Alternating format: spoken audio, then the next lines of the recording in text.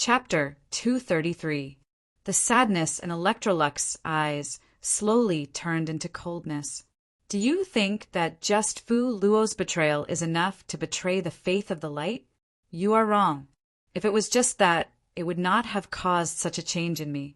Long Haochin, you are also a scion of light. You should understand how determined our hearts are as the chosen of the goddess of light. However, the one who betrayed me was not only Princess Fu Luo, but the entire world. Using the escape scroll, I escaped their encirclement. At that time, I only felt a chill in my heart. All the good things in my heart seemed to have disappeared with Fu Luo's betrayal. But even then, I did not hate her. I loved her deeply, and no matter what, I was willing to think of her in a positive light. The man in black who appeared at the end made me guess that perhaps Fu Luo was also threatened by something, and had no choice but to do it. Although I knew she was a princess, and no one could threaten her, I was still willing to think that way. I was so stupid at that time. Fu Luo's stab hit the center of my left chest, but she did not know that I am different from normal people. My heart is on the right side. So, although her poisoned dagger injured me, it was not fatal. I endured the pain and found a tree hole to recuperate. Using the pills I obtained during my travels, I first stabilized the poison in my body, and then used my own pure light element to slowly expel the poison. This process was painful and long, but I was very clear that even if I wanted to ask Fu Luo, I had to wait until my body had fully recovered. I heard voices outside the tree many times, and there seemed to be signs of a large number of troops being mobilized. But at that time, I did not think that these troops would be mobilized because of me. It took me 2 whole months to recover from my injuries and recover my cultivation base. I quietly left the tree hole and returned to the imperial capital. But before I could enter the city gates, it was as if I was struck by lightning. Right next to the city gates, there was a very obvious royal notice. The notice read, "The Empire's Viscount Electrolux coveted Princess Fu Luo's powerful cultivation method, ambushed the princess and stole it. As a result, the princess was heavily injured, fled for treason, convicted of treason, stripped of his title. Everyone has the right to punish him. If any commoners discover any traces of him, they must report it. You will be rewarded with 10,000 gold coins." I never thought that they would be so despicable as to make a false accusation. Moreover, it wasn't just the royal family's announcement. There was also a glorious church's announcement. The content was almost the same. They said that I was a heretic, that I had been corrupted by darkness. At that time, I was in a daze for a full hour before I gradually came back to my senses. I love Fu Luo deeply, but I'm not an idiot. At this point in time, if I didn't know that I had fallen into a huge conspiracy, I wouldn't be fit to be the successor of the Child of Light. I immediately sought a secluded place to disguise myself. At that time, I thought that I had to find evidence that they had deceived His Majesty and the Vatican to prove my innocence. The crux of the matter was Fu Luo, so I'm going to find her and ask her about it. Perhaps it's because a few months have passed, or perhaps it's because they think that I've already died under the poison dagger, so the imperial capital isn't under martial law. After I disguised myself, I easily returned to the imperial city. Looking at this once familiar place, my heart ached even more. At night, I snuck into the imperial palace. I'm very familiar with everything here. Although I'm a mage, I have too many ways to sneak into the places I want to go, since I've already reached the 8th level. I came to Fu Luo's bedroom, and there I saw another person, the Pope's son, Pero. The two of them were talking, and in Fu Luo's bedroom. At that time, I had already guessed some of their relationship, but I still didn't want to believe it. But when I heard their conversation clearly, I realized how foolish I was, and how big this conspiracy was. At that time, Fu Luo questioned Pero why he hadn't found me yet.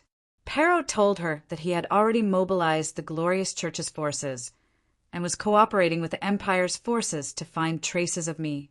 If alive, he wanted to see me. If dead, he wanted to see my corpse. He had to get the technique in my hands. From their conversation, I gradually got some clues. As it turns out, Pero had already come to the Royal Magic Academy a few years before I left to travel. He had two goals for coming here. One was to communicate with the Emperor, hoping to be able to recruit me into the glorious church. The other was to woo Fu Luo. At first, His Majesty didn't agree to let me join the glorious church. Pero stayed behind. He used all sorts of methods to woo Fu Luo.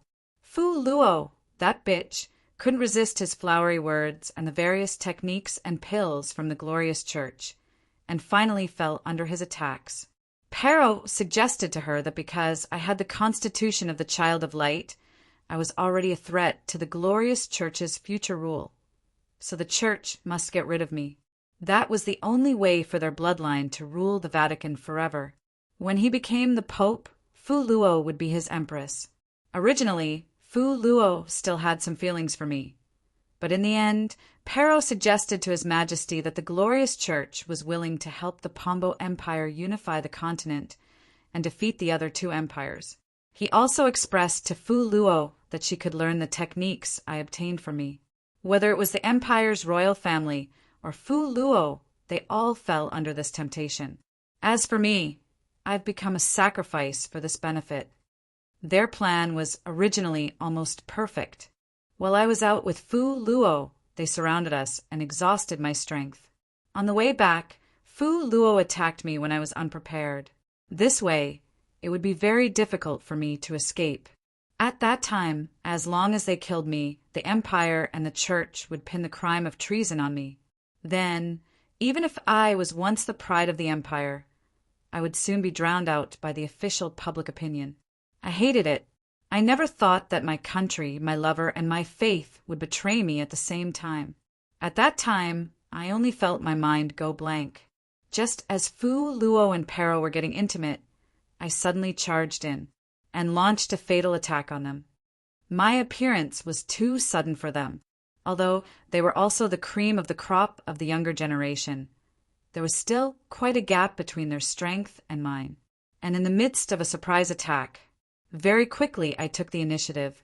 Pero was heavily injured by me. Fu Luo was also subdued by my attacks. And at this time, although a large number of court experts rushed over, but I used Fu Luo and Pero's lives as hostages.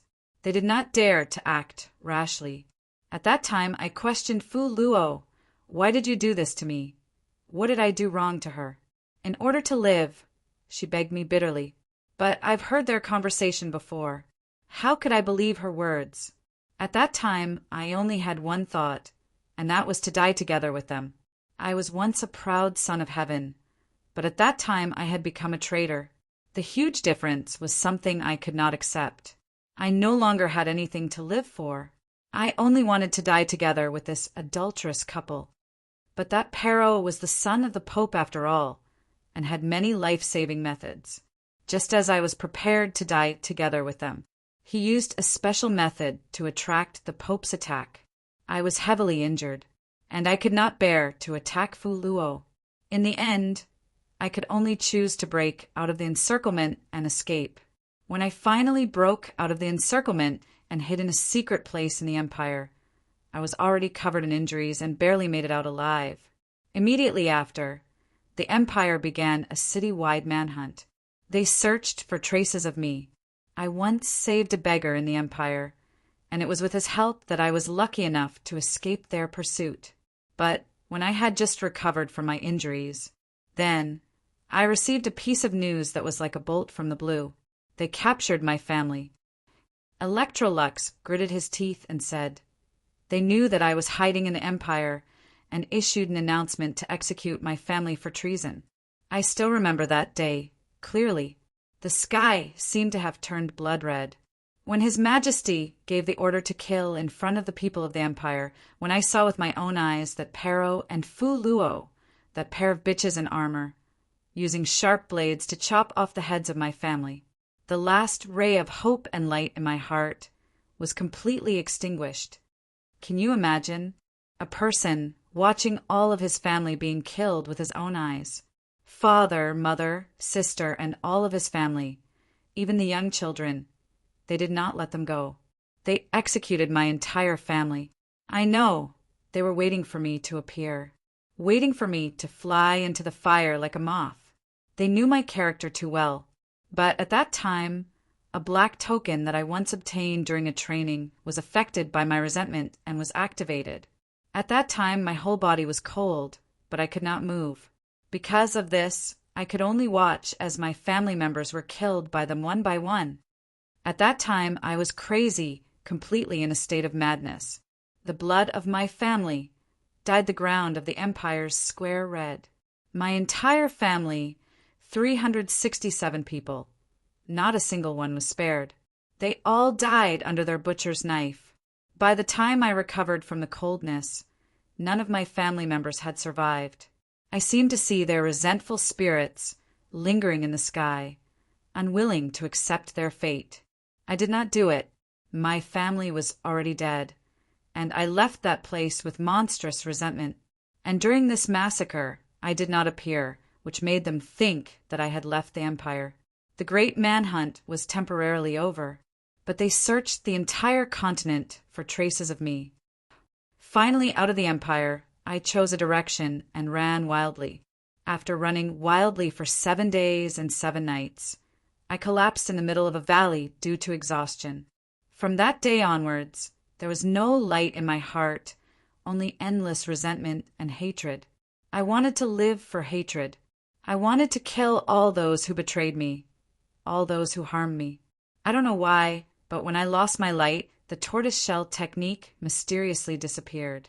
Perhaps it was because my hatred disgusted it, but this no longer mattered to me. From that black token, I obtained the inheritance of an ancient necromancer. Light and necromancy, these were originally completely opposing abilities, but with my talent, I gradually merged them. I needed power strong enough to overthrow the entire Pombo kingdom and destroy the glorious church. I no longer had any relatives, and in this world, everyone was my enemy.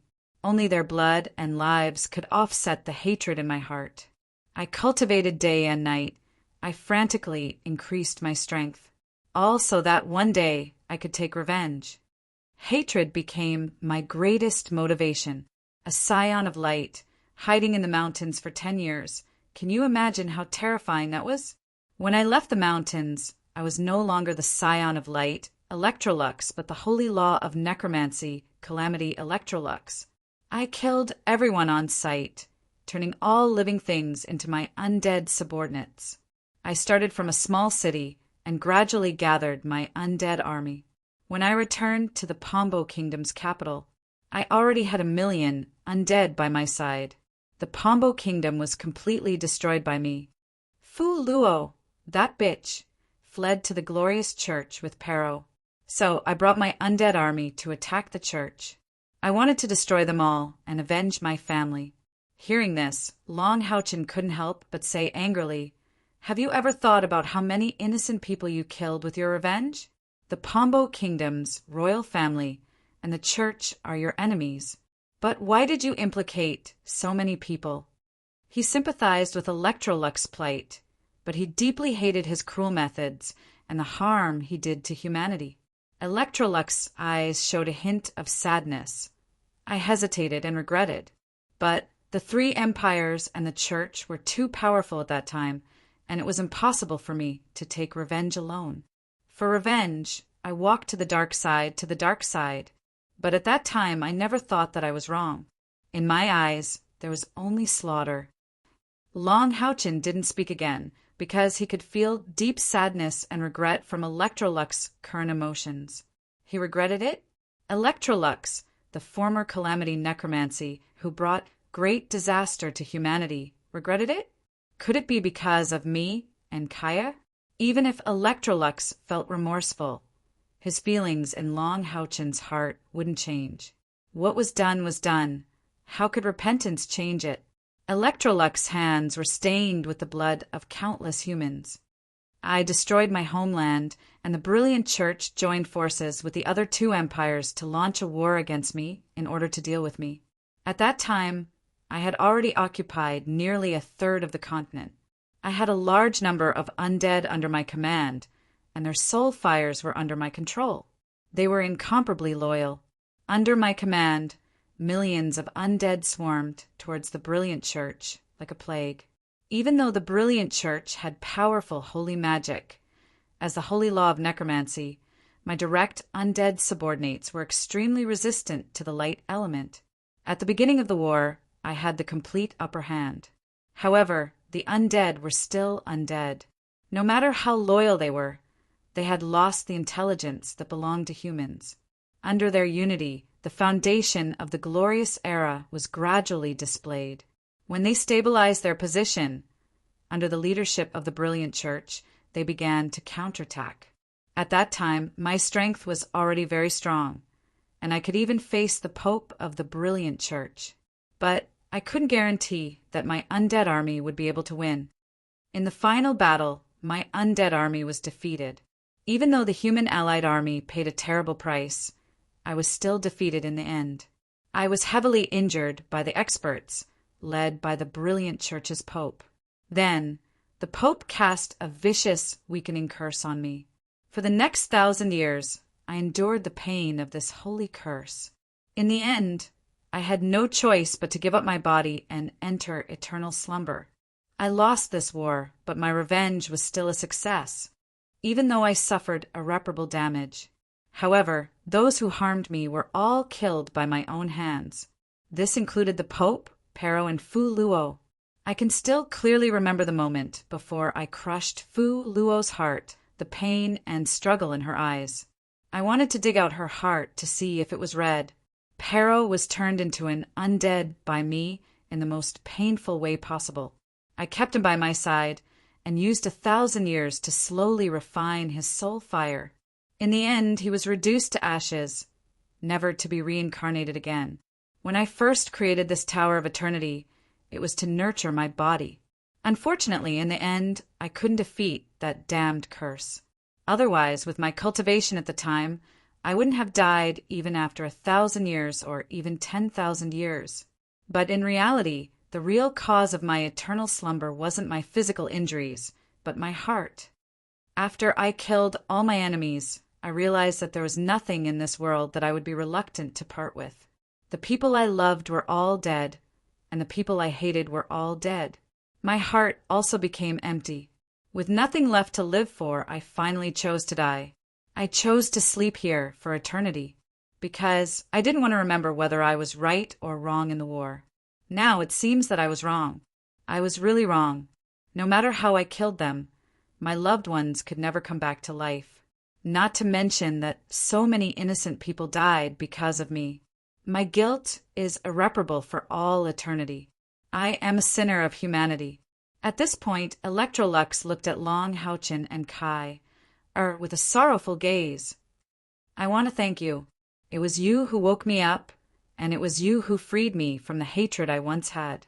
I don't know how long I slept for, but everything in the past is just a fleeting cloud. When I really calmed down, I realized that I had committed a heinous crime. You were right. My ability is not worthy of being passed on by you. This legacy of necromancy should disappear forever, or else it will bring disaster to the world sooner or later. I originally thought that in this world, all humans are despicable, shameless, and incorrigible. But after seeing the feelings between you two, I realized that I was wrong. Out of the two of you, one was willing to give up his life for the other, and in order to resurrect the other, he didn't hesitate to dig out his own heart. The other was willing to give up his belief in the light as the son of light for the sake of his lover. Both of you let me see what is true unswerving until death, and what is true life and death. Thank you. It wasn't until the moment I witnessed your feelings that I understood that there is love in this world. Humans aren't completely despicable between each other. Back then, the biggest psychological advantage that supported me to continue my massacre was to kill all the heartless people. There's no point in regretting. After saying all of this, I feel much better. The evil in my heart has finally been purified, although I will never be able to return to the embrace of the light. but I can finally make a contribution to the light with my sinful body." As he spoke, Electrolux pointed at the coffin in front of him with his right hand. The overflowing deathly aura suddenly burst forth like a geyser. His left hand made a pressing gesture in the direction of Long Houchin and Kerr. A layer of golden light shield suddenly appeared around the two of them, and they didn't suffer any impact from the deathly aura. It could be clearly seen that the deathly aura appeared white in the violent surge. Although Long Houchin and Kai only felt it for a moment when the deathly aura burst forth, they could also sense the astonishing purity contained in the deathly aura. Such pure, deathly energy had long surpassed the level of a necromancer. It was the result of Electrolux's 1,000 years of purification.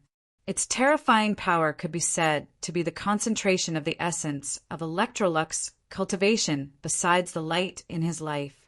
The white airflow gathered on Electrolux's slowly raised right hand, and white ribbons of light rotated around his extended right index finger.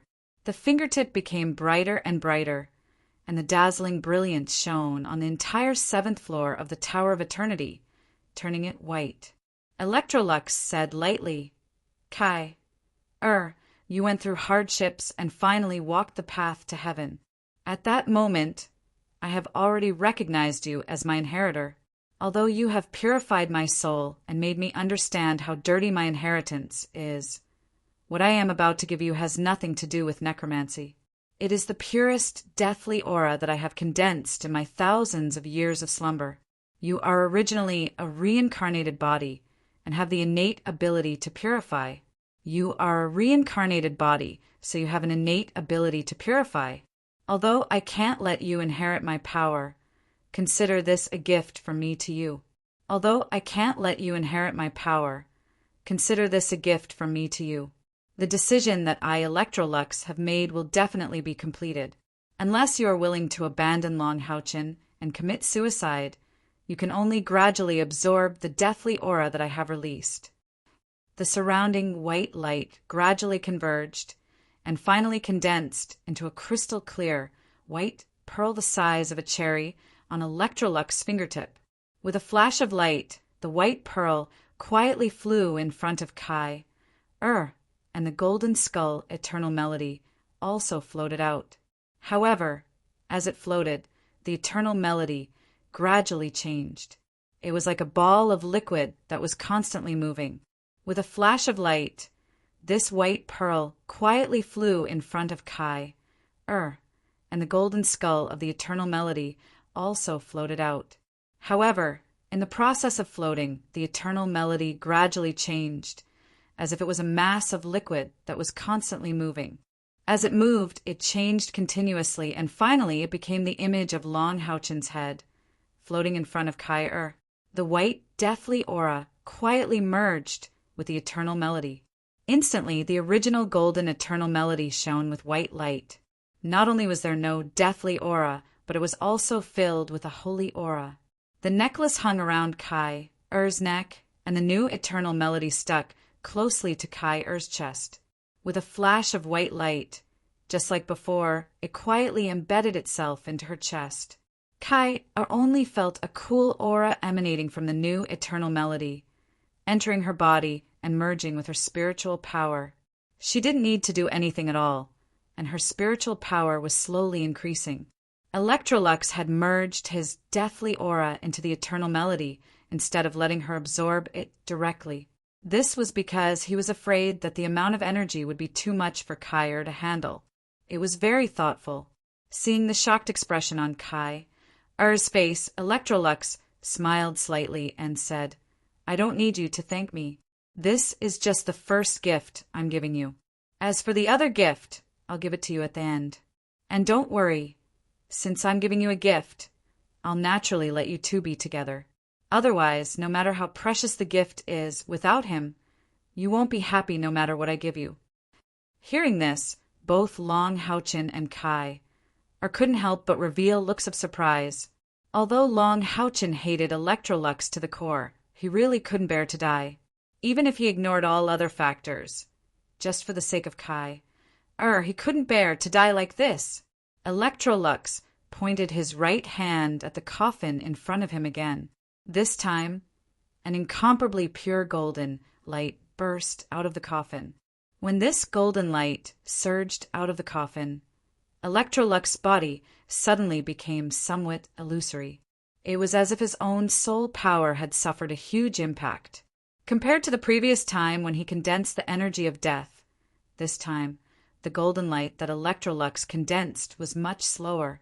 His expression was also much more serious than before. He even seemed a little unfamiliar with it. Although there was a layer of golden light barrier, Long Houchin could clearly feel that it was extremely pure light elements. Was he stripping away the energy of light that he had accumulated for thousands of years? Long Houchin looked at Electrolux in shock. Although he hated what Electrolux had done in the past, he couldn't help but admire Electrolux's cultivation from the bottom of his heart. Just by relying on his own soul power, Electrolux was able to extract the energy from his body. How strong must one's perception of elemental energy be to be able to do this? Long Houchin asked himself. There was still a huge gap between him and Electrolux's realm. Among the strong people he had met, the strongest were undoubtedly Demon Emperor Fengxiu and the holy necromancer Electrolux in front of him. In terms of overall spiritual power, perhaps Demon Emperor Fengxiu was slightly stronger, but he still couldn't compare to Electrolux, who was in his soul form. However, in terms of elemental control, Long Houchin could conclude that Fengxiu was definitely no match for Electrolux. The stripping of the golden light continued for a full 2 hours before it gradually came to an end.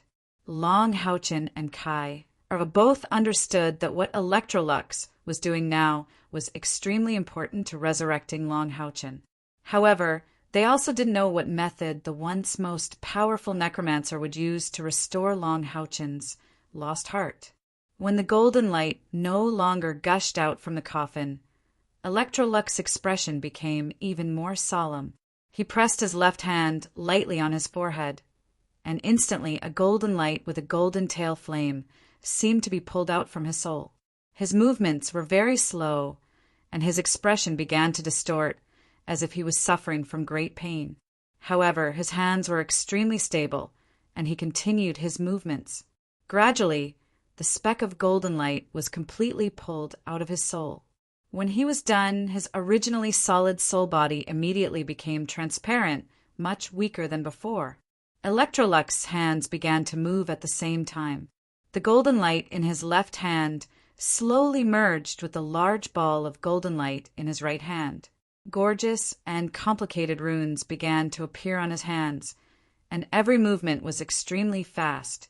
These complicated runes rapidly merged with the golden light in front of him, and the golden light also constantly distorted, fluctuated, and even trembled under the effect of these complicated runes.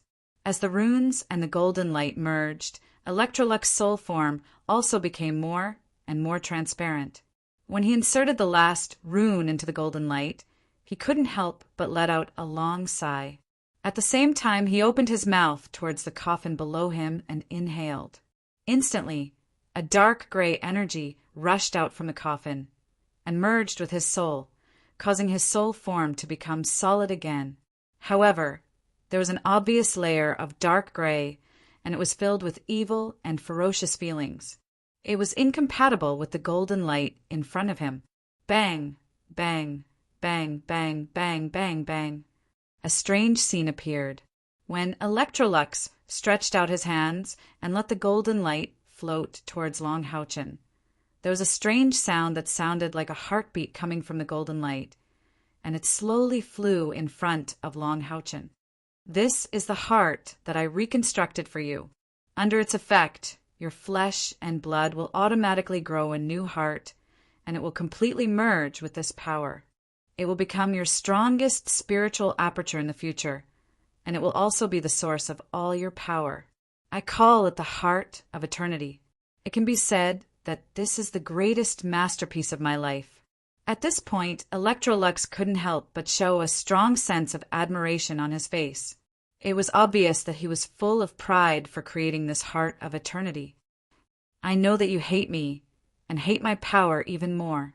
Although you won't reject this gift of mine in order to survive and be with Kair, this gift of mine will definitely affect your heart of light in the future. Am I right? Long Houchin didn't say anything, and tacitly agreed with Electrolux's words. That's right, in order to survive, he could accept everything in front of him, even if he had to betray his faith in the light. For Kair, he was willing to give up everything he had. However, if he really accepted Electrolux's power, or even the power that he extracted from his own body, then, in Long Houchin's heart, there would definitely be obstacles in the future. It would greatly affect his future cultivation. Electrolux said calmly, "It's precisely because of this problem that before you fuse with the heart of eternity, I have to make it clear to you. You can hate me, and you can reject everything about me, but you can't reject the light. You are the son of the light, and it's perfect for you to fuse with the power of the light. You saw what I did just now. What I gave Kair was the purest aura of death that I've condensed for thousands of years. This aura of death is nothing compared to my original power, but it's better in its purity, and there's no excess power in it. It will only benefit Kair, and there's no imprint of me in it. The heart of eternity that I condensed for you is the same. I stripped all the light elements out of my body and turned them into the purest power of the light. Do you know what I stripped from my soul? It's the imprint of me being the son of the light. In other words, what I'm giving you is not my power, but the power of the former son of the light. You can think of it as the purest element and essence that belonged to the light before I fell. As you can see, after stripping these two powers, all I'm left with is the power of death and all negative energy. These belong to the fall. My fall is not the light's fall. I'm the guilty one, not the light. Go, my heart of eternity. He's the most suitable master for you." As he spoke, Electrolux's eyes flashed, and the golden light suddenly rushed into Long Houchin's chest. Long Houchin only felt an unparalleled heat surge from his chest into his limbs and bones. He almost subconsciously sat cross-legged on the ground, and his entire body turned golden. He had even lost the ability to think. Electrolux stared at Long Houchin for a full 10 minutes before he gradually relaxed. He smiled and said, "I'm still the holy law of necromancy, Calamity Necromancer Electrolux. In this world, no one has a deeper understanding of death and life than me. My heart of eternity has succeeded. In a sense, Long Houchin has replaced me before I fell and continued to live. Perhaps this is the best choice for me. Everything he does for humanity in the future, I'll have a part of it. I hope this will be enough to atone for my sins. Kair, are you satisfied with what I've done?" After confirming that Long Houchin had begun to fuse with the heart of eternity, Electrolux turned his attention to Kair. Kair bowed slightly. "Thank you for your help, Senior." She was different from Long Houchin. She did not have Long Houchin's benevolent and compassionate heart. She only knew that this former sinner of humanity had now saved her lover. She only had gratitude in her heart. Electrolux smiled and said, "Although you can't inherit my necromancy, you've still obtained my power of death. I'm about to leave this world forever, and I'll be purified by your hands. For me, this is the best place to go. Ever since I was blinded by hatred and resentment, I've never been as happy as I am today. I seem to have returned to the days when I was still the child of light, in the final moments of my life and soul. Kair, will you call me teacher?" Chapter 234. In the last moments of my life and soul. Kair, will you call me teacher? When Electrolux asked Kair this question, his face unconsciously revealed a hint of sadness. "Teacher, you." Kair almost subconsciously called out. How could she and Long Houchin not be moved by Electrolux's story? Long Houchin was still better off. Electrolux was pitiful, but the mistakes he had committed against humanity were too grave. Although Long Houchin sympathized with him, he would never forgive the sins he had committed against humanity. But Kair was just a girl after all. and she had gone through such a painful experience when she was young.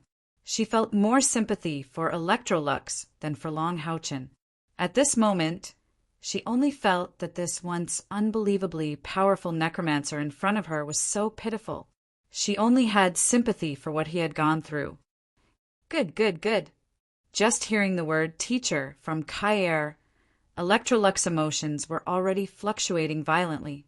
Good child, although I am not worthy to be your teacher, hearing you call me that, I am finally comforted. My heart is finally comforted. In my life, I, Electrolux, have done many great things.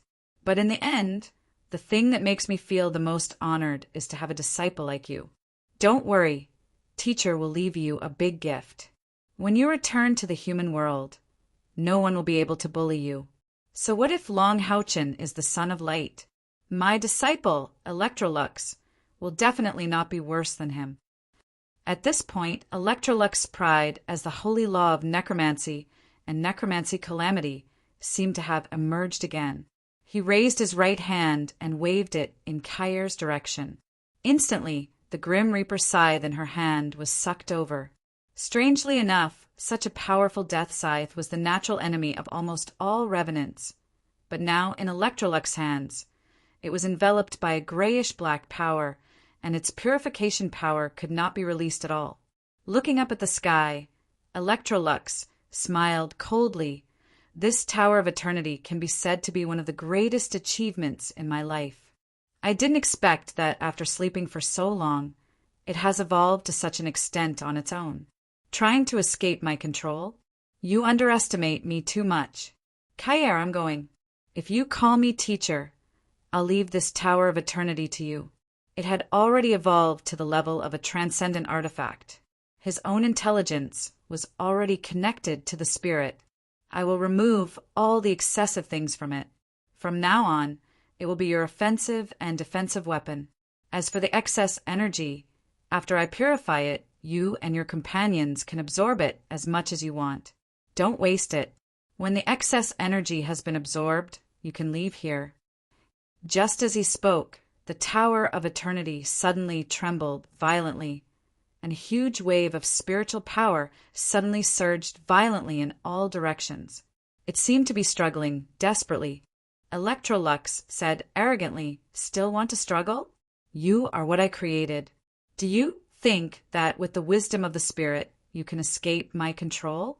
As early as when I created you, I had already considered all the possible situations that might occur in the future. Not to mention that you are still a step away from a transcendent artifact. Even if you really become a transcendent artifact, it will still be easy for me to destroy you." His left hand pointed to the sky, and a grayish-black light suddenly came out, piercing the top of the Tower of Eternity. Suddenly, in the coffin under Electrolux, a large cloud of grayish-black fog rushed out and dispersed to the surroundings. And the power of the Tower of Eternity surged more and more. The entire Tower of Eternity shook violently as if there was an earthquake. The screams of countless wraiths turned into shrill howls. It was unknown what Electrolux did, but the vibration of the Tower of Eternity gradually weakened under the injection of the grayish-black airflow. A large cloud of white light began to be stripped from the Tower of Eternity and wandered in the space.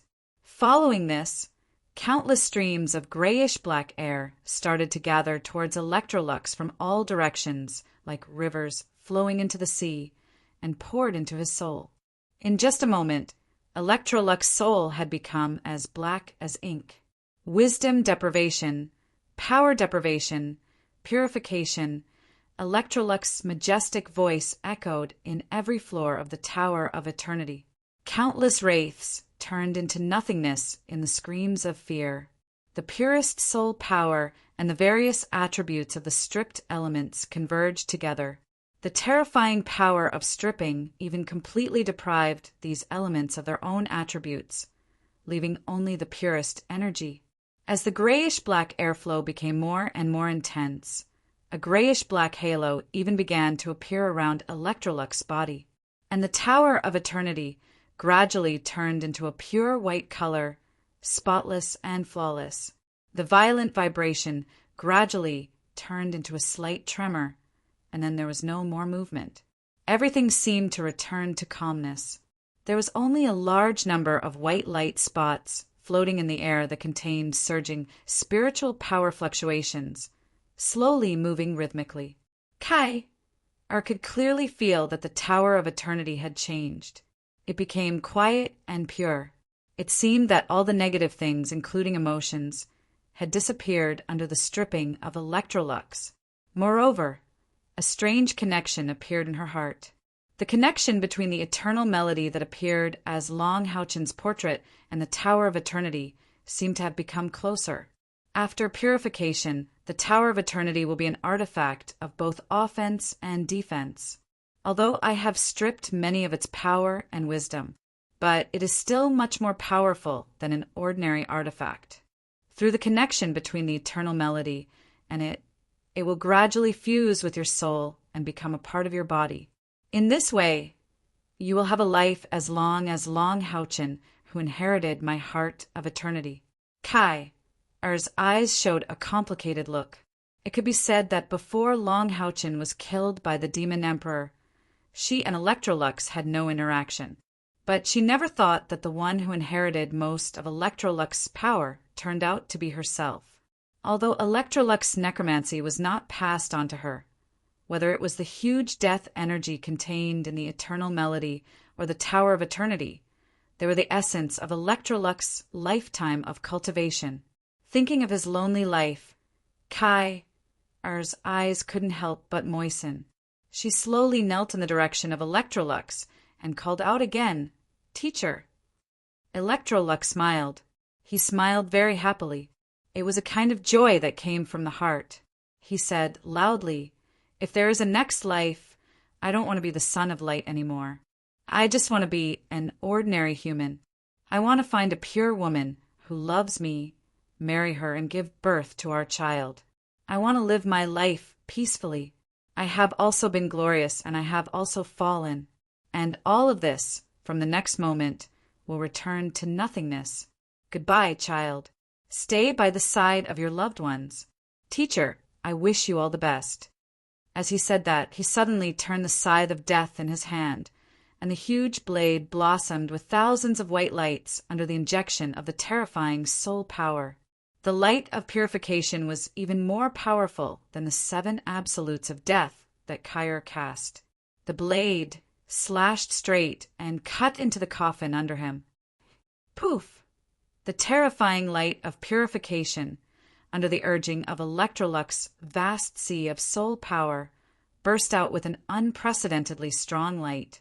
An ear-piercing, tinkling sound was heard, as if something was breaking in the scythe of death. Electrolux's arrogant voice echoed, "So what if you're the god of death? I will break your seal during this purification. Let's see how you will counterattack my disciple. If I wanted to, I would already be a god, holding the sun and the moon, plucking the stars. In this world, there is no me, such a person. Ha ha, ha ha ha." All the darkness and filth gradually dissipated in the pure, white light of purification. Only Electrolux's arrogant voice echoed in the 7th floor of the Tower of Eternity, holding the sun and the moon, plucking the stars. In this world, there is no such person. How arrogant, how conceited, and how sad. The former son of light, the holy law of necromancy, the necromancer catastrophe, Electrolux had passed away. But when he left this world forever, there was still one person to send him off. Kai knelt on the ground. Tears were already streaming down her face. Compared to men, women were more emotional. At this time, Kai had completely forgotten that this was the necromancer catastrophe that had once dealt a fatal blow to humanity. She only knew that it was this long-dead genius who was left with only his soul that had saved her man. He reconstructed the heart for Long Houchen so that they could continue to be together. Regardless of what Electrolux had done in the past, the current Kai was heartbroken because his soul had flown away and scattered. Electrolux's life was full of ups and downs, but when he turned into nothingness, he seemed unusually happy. In the end, there was still one person who would be sad because of his death. For ordinary people, something that couldn't be more simple. But for him, it was so precious. The purification lasted for a full hour before the whole space gradually calmed down. Only the countless white light spots, filled with pure energy, were floating in the air.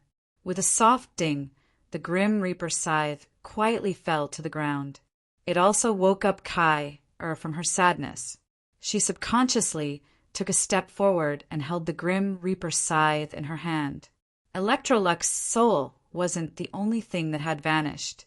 Even the golden coffin had vanished along with it. There wasn't even a trace of her aura left. When Kai held the Grim Reaper's scythe in her hand, a strange feeling suddenly spread throughout her body. She only felt that there seemed to be something extra in her life, and this strange feeling came from the Grim Reaper's scythe. It was the feeling of flesh and blood, as if this Tower of Eternity was originally a part of her body. The artifact recognized its master. Kai immediately made the most accurate judgment, because she had experienced the same situation once, and that was the feeling when she first fused with the Sword of Samsara. It was just that the Sword of Samsara at that time was much more domineering than the current Tower of Eternity. It was far less gentle. Electrolux, worthy of being a genius among geniuses, fought against the terrifying powerhouse of the entire continent with his own strength, just by relying on the connection between the Grim Reaper's scythe and Kai. He completed the recognition of the Tower of Eternity and Kai as its master. It was completely imaginable how powerful Electrolux was when he was alive. Perhaps even the Demon Emperor was inferior to him. The Grim Reaper scythe also seemed to have some strange changes with the purification of Electrolux. The original dark body emitted a magical blue, magical purple color under the reflection of the surrounding white. Less domineering, but more strange and arrogant. Holding the death god's scythe in her hand, Kai stood there for a long time, not saying a word. In her heart, Electrolux's story, as well as his overflowing arrogance before he left, kept reverberating. "Teacher," Kai murmured. In the next moment, she turned to Long Houchen, who was sitting cross-legged there and had already entered deep meditation. A faint golden light emitted from Long Houchen's chest, spread to every corner of his body, and then slowly retracted. His whole person had been immersed in this meditation, but his breath of life had been completely stabilized. There was no doubt that Electrolux's action had completely resurrected him. The magic belonging to the necromancer could not help but be breathtaking. Instead of immediately sitting down next to Long Houchen, Kai moved her mind, and in the next moment she had already returned to the 6th floor of the Tower of Eternity. Now that she was the master of this place, no matter how she controlled the Tower of Eternity, she only needed to use her own will. The glimmer of dawn monster hunters, who had long been shocked by the changes around them, were waiting with difficulty. Although the white light spots in the air were full of pure energy, this was the Tower of Eternity. Before knowing exactly what had happened, they did not dare to rashly absorb it. What's more, for them, the safety of Long Houchen and Kai was more important. Their lives were uncertain, so how could they calm down and cultivate? Kai. The sudden appearance of Kai suddenly caused everyone to cheer in surprise. Wang Yuan was the first to rush forward and hug her. The others also gathered around. Chening hugged Kai and burst into tears. The scene of Kai climbing the path to heaven left a deep imprint in their hearts. It was no longer a simple emotion. They could never forget the scene of the 3 bloodstains spreading on the path to heaven, and they could never forget Kai's blood-colored dress. Being hugged by Wang Yuan and Chan feeling the burning and concerned eyes of her companions, Kai was no longer as cold as before. She said softly, "I'm fine, I've made everyone worry." Lin Xin asked eagerly, "What about the leader?" They did not see Long Houchen behind Kai. Kai smiled and said he's fine. As soon as this statement came out, everyone was stunned for a few seconds. Then, cheers suddenly rang through the 6th floor of the Tower of Eternity. Although, when Kai first appeared, they had a premonition that Long Houchin was safe. Otherwise, Kai would not have looked so relaxed, nor would she have brought Long Houchin's corpse with her. But when she personally said that Long Houchin was safe, everyone's suppressed emotions could not help but erupt like a volcano. This group of young human geniuses, at this time, were like excited children, jumping and jumping. Their leader had miraculously been resurrected. Their light of dawn had a soul and a spiritual pillar again. Moreover, they had welcomed back their best brother. Kai's tears flowed unconsciously. Thank you. To have a group of brothers and sisters like you, Long Houchin and I, are the luckiest. Chinning cried and laughed at the same time. Kai, you're wrong. We're a whole. Don't leave you and the boss out. That's great. That's really great. Sima Xian put an arm around Lin Xian's neck and asked Kai, curiously, tell me, how did you resurrect? So it's really possible to resurrect after death. This necromancy is really amazing. Of course, Kai. I wanted to share the process of Long Houchin's resurrection with her companions. So she told them in detail everything that happened after she climbed the path to heaven. Listening to Electrolux's tragic experience, the originally excited group gradually calmed down. This holy law of necromancy, Calamity Necromancer Electrolux's experience was really too tragic. A feeling of sympathy unconsciously appeared in their hearts. Kai sighed softly. Teacher finally came to his senses. He purified himself, and also purified all of his sins. No matter what, he will always be my teacher. The pure energy left in the Tower of Eternity is the result of Teacher's purification and the wisdom of the Tower of Eternity being erased by Teacher. It's all the purest power. Everyone, do your best to absorb it. Let's stay here for the time being, until all of this energy is converted into our spiritual power. The energy released in the process of a supreme artifact being reduced to a divine artifact should be able to lead our cultivation to great progress. The mission to ambush Star Demon in Modu failed, and they almost lost their leader. Coming to the Tower of Eternity, they experienced countless difficulties and obstacles before finally resurrecting Long Houchin. Now, the opportunity to improve had finally arrived. Kai waved her sleeves, and a white light flashed. The next moment, everyone had appeared on the 7th floor of the Tower of Eternity. The 7th floor was the core of the Tower of Eternity, and all of the energy could be drawn here. Moreover, Kai also wanted to let her companions witness the resurrection of Long Houchin. When everyone saw Long Houchin sitting there quietly cultivating, they could no longer cheer, and tears flowed down at the same time. The light of dawn was finally reunited. They sat cross-legged around Long Houchin, and with great difficulty, they calmed down and began to cultivate. The meditation had just begun, but everyone was already deeply shocked by what they saw. Those seemingly soft white light spots, as soon as they were absorbed into their bodies, they immediately underwent a drastic change. No matter what kind of spiritual power the pure energy was fused with, the fusion process could be completed in the shortest time, and there was no need to go through the process of eliminating impurities.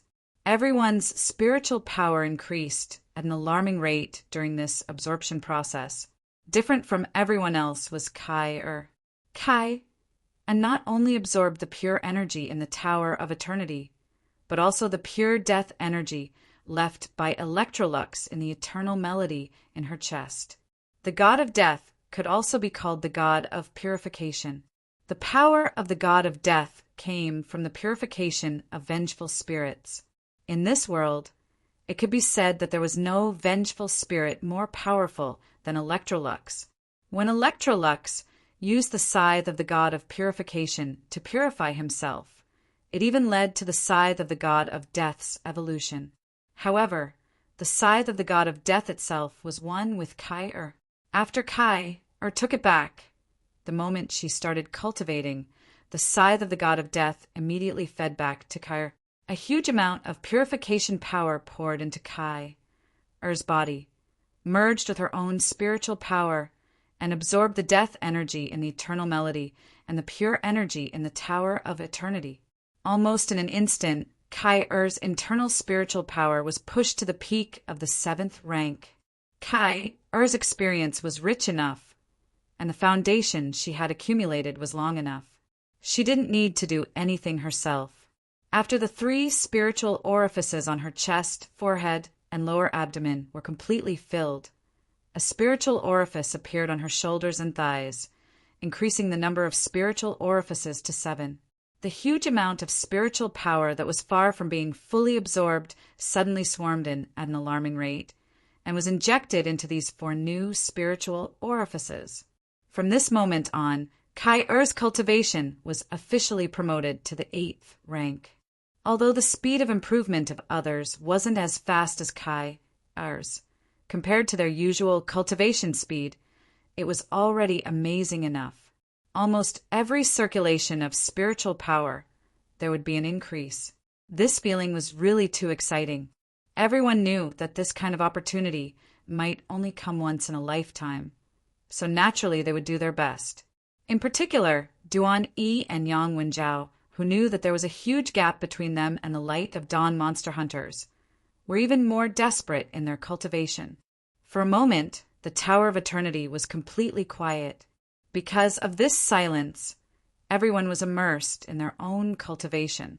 No one saw that Long Haochen's body also began to show strange changes.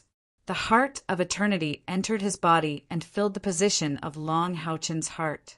The huge amount of light elements softly and gently repeated the process of spreading and condensing in his body. When Long Haochen's heart was shattered by the Demon Emperor, in fact, the core spiritual orifice in his chest was also shattered. At that time, even if he could survive, his cultivation could be said to be crippled. After the heart of eternity was injected, it immediately became the core to communicate with the other spiritual orifices in his body. In the expansion of the huge amount of light elements, it quickly established a connection with the other spiritual orifices and communicated with them all. In this way, the light elements could smoothly flow in Long Haochen's body and restore his original cultivation. This process of recovery was extremely fast, and just as Kai-Er told her companions about the process, it was already completed. When Long Haochen's spiritual power was restored to above the 8th rank, his body began to produce strange changes. The heart of eternity was actually an extremely pure mass of light elements, and its core was originally Electrolux's son of light bloodline. Long Haochen himself was a son of light, and when he fused with the son of light bloodline from thousands of years ago, there was still a short period of rejection during this process. In terms of bloodline power, Long Haochen was much stronger than Electrolux. After all, Electrolux had died thousands of years ago. Perhaps his spiritual power had not dissipated, and his soul power was incomparably strong, but his bloodline had long since dried up. What he had extracted was only the most essential part of the bloodline. Thus, after a short period of rejection and collision, Long Haochen's own bloodline power was completely stimulated, and this pure bloodline power was fused into his own body. In this situation, Electrolux's powerful ability showed itself. After the bloodline fusion was completed, a large amount of muscle tissue began to undulate in Long Haochen's chest. A brand new heart was in the process of growing. The numbness and itchiness spread throughout Long Haochen's body and also woke him up from his almost unconscious state. Long Haochen quickly discovered the changes in his body. The numbness and itchiness from his chest was simply more intense than any pain. But he gritted his teeth and bitterly endured it. He knew that this was a crucial moment for him. Reconstructing the heart, he had never even heard of it. Even the most powerful light-type forbidden spell, the resurrection spell, could only be completed when the body was intact. But Electrolux did it, and this miracle was happening on his body. If he gave up halfway at this time because he could not endure the numbness and itchiness, then even if all the gods descended, he was afraid that his life would not be able to be saved. For for his family, and for all his companions, how could Long Houchin let this happen? Sitting there cross-legged, his body was soaked in sweat in a few short seconds, but he still did not move and did not even make a sound. He could feel that Kai was not far away from him, and the more it was like this, the more he could not let Kai feel the pain that he was suffering. She had sacrificed too much for him and suffered too much. Long Houchin really did not want her to worry about him anymore. Reconstructing the heart was definitely a complicated process, and throughout the whole process, Long Houchin's spiritual power was constantly increasing. Although his body was suffering extreme pain, Long Houchin also realized that during the process of reconstructing his heart, there was an obvious difference from before. He was not a doctor, nor was he a priest, so naturally he did not know much about the structure of the heart. But even if he did not know much, if he looked into Long Houchin's body, he would be able to clearly feel that everything was different. The most direct manifestation of this difference was in the color. The human heart was supposed to be red, and even when spiritual power was circulating, the spiritual power could only protect the area around the heart. The first spiritual aperture of the various professions appeared in the middle of the chest, which was actually where the heart was protected. However, during the process of reconstructing Long Houchin's heart, it was completely different. He clearly felt that his flesh and blood were growing, but the growing flesh and blood were completely golden, and there was no red at all. Moreover, when the heart was growing, the spiritual power freely flowed out and completely fused with the flesh and blood. There was a saying in the description of human beings, a heart of gold. And now Long Houchin had made this saying a reality. His heart was being reconstructed in this golden color.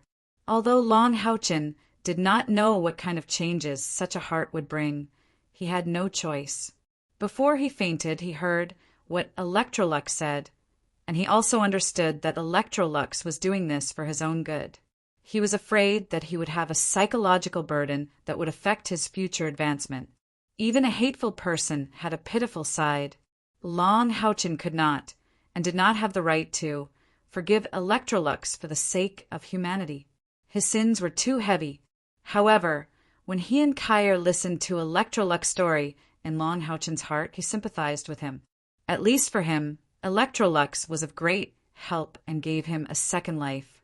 Therefore, when Long Houchin woke up, he subconsciously said thank you to Electrolux in his heart. The pain of the heart remodeling was getting more and more intense, and Long Houchin's willpower was undergoing a huge test, although it was different from when Kyer climbed the path to heaven. But in terms of physical pain, he had to endure a little more. And Kyer mainly suffered from mental torture at that time. Long Houchin unyieldingly withstood this pain. He only had one thought in his mind, for Kyer. In less than a day, all the members of Light of Dawn Monster Hunters, except for Long Houchin, entered deep meditation. The energy in the Tower of Eternity was too pure and too huge. Only by entering deep meditation could they better absorb it and understand everything about themselves. This feeling was very wonderful. Such an opportunity could be said to be blessed by heaven. In the blink of an eye, 3 days had passed. It could be clearly seen that Long Houchin's original clothes had all turned black. Under the effect of the white energy in the Tower of Eternity, his clothes were constantly breaking. Every time it broke, it would be purified by this pure energy. Long Houchin was also moving towards an awkward situation where he was completely naked. This black color was entirely his own sweat. The impurities in his body and the dark corrosion left by the Demon Emperor's finger on his body were all discharged in this process. More importantly, although Long Houchin experienced great pain, the golden light in front of his chest was becoming stronger and stronger. Yes, his heart remodeling was about to be completed. After 3 days of torture, Long Houchin's consciousness was already a little fuzzy, but he had been gritting his teeth and holding on. He had to face all this with a clear mind. Otherwise, no one knew what would happen after he passed out. Moreover, with such an obvious change in his heart, if he couldn't witness the entire process of its remodeling, Long Houchin would definitely encounter a lot of trouble in his future cultivation. Soon, the whole body of the heart was completed, and the golden blood vessels inside were also slightly fluctuating as they completed their dredging. Long Houchin knew that the most important part of the entire remodeling process was about to come. Only when this remodeled heart began its normal work would he be considered to be completely resurrected. Faced with such a situation, Long Houchin's heart was also perturbed. He was not afraid of death, but he was not willing to die. Remodeling the heart, this was absolutely unprecedented for humans. Could it be successful? Could the heart of eternity really be condensed? Long Houchin had no confidence at all. The difference between the golden heart and the other organs in the body was too obvious.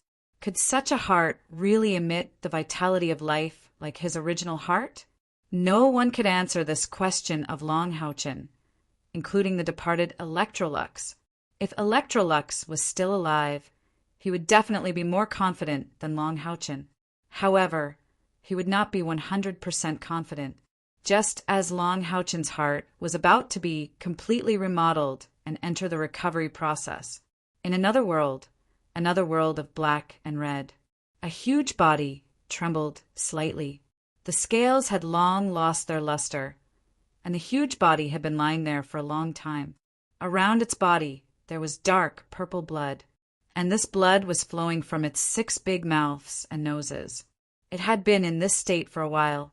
Its vitality had originally completely disappeared. However, at this moment, it actually trembled slightly. A trace of vitality quietly appeared on its body. This fluctuation of vitality first appeared on its scales. The scales had originally lost their luster and were as black as ink, but just now a small scale on its back suddenly emitted a bright purple light.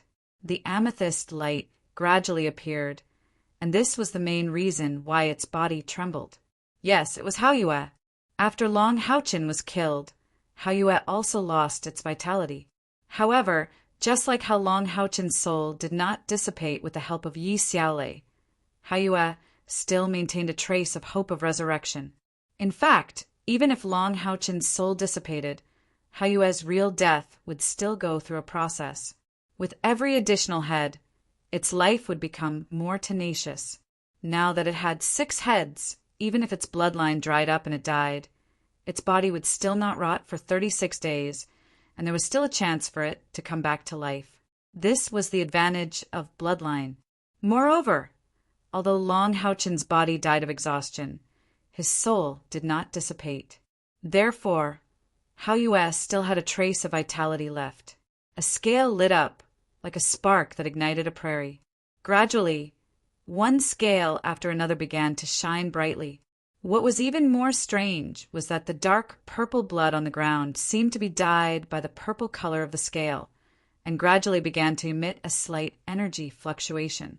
Spots of purple light gradually separated from the dark purple blood, floated in the air, and landed on Haoyue's body. Long Houchin's body suddenly stiffened. The last blood vessel in his heart was about to be unblocked, and the decisive moment had finally arrived. TCH! The blood and spiritual energy quietly penetrated the final barrier, and Long Houchin's body suddenly spasmed violently. His consciousness was completely locked on his heart, and because of his nervousness, his body involuntarily spasmed slightly. When the last blood vessel was unblocked, the golden heart also contracted violently. The golden tightness also tightened and also tightened on Long Houchin's soul. One could clearly see a layer of golden light spreading from the tightened heart. But this time, it wasn't simply spreading and withdrawing. It was embellishing. Long Houchin only felt that at this moment, everything in his body was dyed gold, and the next moment, the golden heart finally expanded again. Thump, thump, thump, thump. Chapter 235. Thump, thump, thump, thump. What a beautiful sound it was. Only those who had truly lost it would know how precious the sound of a heartbeat was. The moment the heartbeat reappeared, Long Houchen's soul almost froze. It was also at this moment with a powerful heartbeat. The spiritual power in Long Houchen's body was like a geyser, flowing from the heart to the rest of his body. The heart forcefully contracted, expanded, contracted again, and expanded again. A powerful feeling of power instantly spread throughout Long Houchen's body. Not only the internal spiritual power, but even the external spiritual power was also integrated into this powerful feeling. Long Houchen was shocked to find that his heart of eternity, in the process of contracting and expanding, had actually absorbed all the spiritual power in his body into the heart and then released it all. It must be noted that Long Houchen's original spiritual power was already as high as 50,000. In other words, the heart of eternity could actually carry as much as 50,000 internal spiritual power. Moreover, this seemed to be far from enough to satisfy its appetite. How was this possible? The heart could carry spiritual power, and it was much more than the spiritual aperture could. In the past, this was something that Long Houchen would never have imagined. But at this moment, this powerful state was right in front of him. Thump, thump, thump, thump, the heart contracted, and the spiritual power was squeezed out. The spiritual power in the other spiritual apertures in his body had all been extracted by the heart, so it naturally needed to absorb energy from the outside world to replenish it. Immediately, Long Houchen discovered that his blood vessels, meridians, and even internal organs were all dyed golden by the pure spiritual power in the powerful heartbeat. At this moment, the light attribute in his body could no longer be described as pure. Although the spiritual power seemed to be in a liquid state, Long Houchen felt that it was completely solid. The integration of the two sun of light constitutions had caused Long Houchen's innate internal spiritual power to exceed its original limit. If there was really a device that could measure his current innate internal spiritual power, then it would definitely be terrifying to find that the strength of his innate internal spiritual power was definitely more than 120%. In other words, Long Houchen was no longer a son of light constitution, but a pure god of light constitution. The purity of his own light element was already no different from the power of descent brought by the goddess of light. In this world, it was impossible for anyone to compare to him in terms of the purity of the light attribute. The beating of his heart caused Long Houchen's body to become like a huge black hole. Every time his heart beat, the huge amount of spiritual energy around him would be emptied. At the same time, the heart of eternity itself would also be squeezed out a large amount of light element to replenish Long Houchen's body. It was precisely because of this that his frenzied absorption did not affect his companions who were cultivating around him. The heart of eternity contained all the light attribute essence of Electrolux. Before the heart was reconstructed, it was just quietly deposited there. Now that Long Houchen had finally completed the resurrection process, the light essence began to play its powerful role. In just a short while, Long Houchen was surprised to find that the changes in his body had once again exceeded his understanding. During the absorption process, just now, he was shocked to find that the internal spiritual energy in his body had exceeded 100,000. That's right, it was 100,000, which symbolized the rank 9. In other words, he should be a rank 9 powerhouse now. But in fact, he did not feel like he had broken through at all. His realm should still be at the rank 8. 100,000 spiritual energy was only enough to fill his heart of eternity. And the other spiritual acupoints in his body were still empty, rapidly absorbing spiritual energy in the pulsation of the heart of eternity. What was going on? Why did my spiritual energy exceed 100,000, but not advance to the rank 9? Long Houchen did not have the time to be happy about the improvement of his spiritual energy. He was shocked by the strange changes in his body. This was completely beyond common sense. Even for demons, 100,000 spiritual energy was rank 9. But now he had clearly exceeded 100,000, but he was still in the rank 8 realm. With Long Houchen's intelligence, he quickly found the problem. Breaking through from the rank 8 to the rank 9 was also the process of breaking through from 9 spiritual acupoints to 10. 9 was the extreme number. Only after breaking through 9 spiritual acupoints would one enter another level, which was to break through to the rank 9. And although his internal spiritual energy had exceeded 100,000, by right, he should have broken through 9 spiritual acupoints.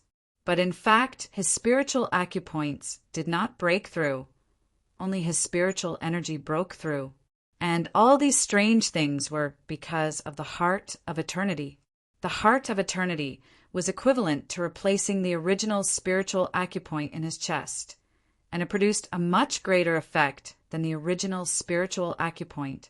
And the total number of spiritual acupoints in Long Houchen's body did not exceed 9. This was the key reason why he did not break through to the rank 9 realm. Chest, head, abdomen, shoulders, and groin. These were a total of 7 spiritual acupoints. These were originally built by Long Houchen. Normally, his cultivation could only increase to 70,000 spiritual energy at most, and he would need to continue to open spiritual acupoints to advance. But the appearance of the Heart of Eternity broke this limit. Although the Heart of Eternity replaced the original spiritual acupoints, its storage capacity was not 10,000, but 100,000. This meant that Long Houchen's body's capacity for spiritual energy had increased from 70,000 to 160,000. Hence, although his spiritual energy had improved, his rank 9 realm did not. One could imagine how terrifying it would be for a rank 8 powerhouse to have 160,000 spiritual energy. Furthermore, when Long Houchen's Heart of Eternity was beating, his spiritual energy output was at the 160,000 level.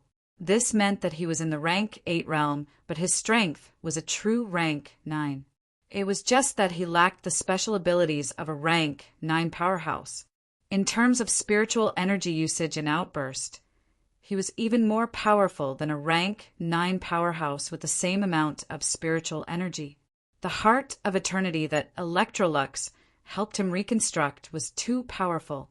Once Long Houchen could fill up all his spiritual acupoints, his strength would at least double from before. And this was under the condition that he did not continue to cultivate. And with this Heart of Eternity, Long Houchen's absorption of spiritual energy would be much faster than ordinary rank 8 powerhouses.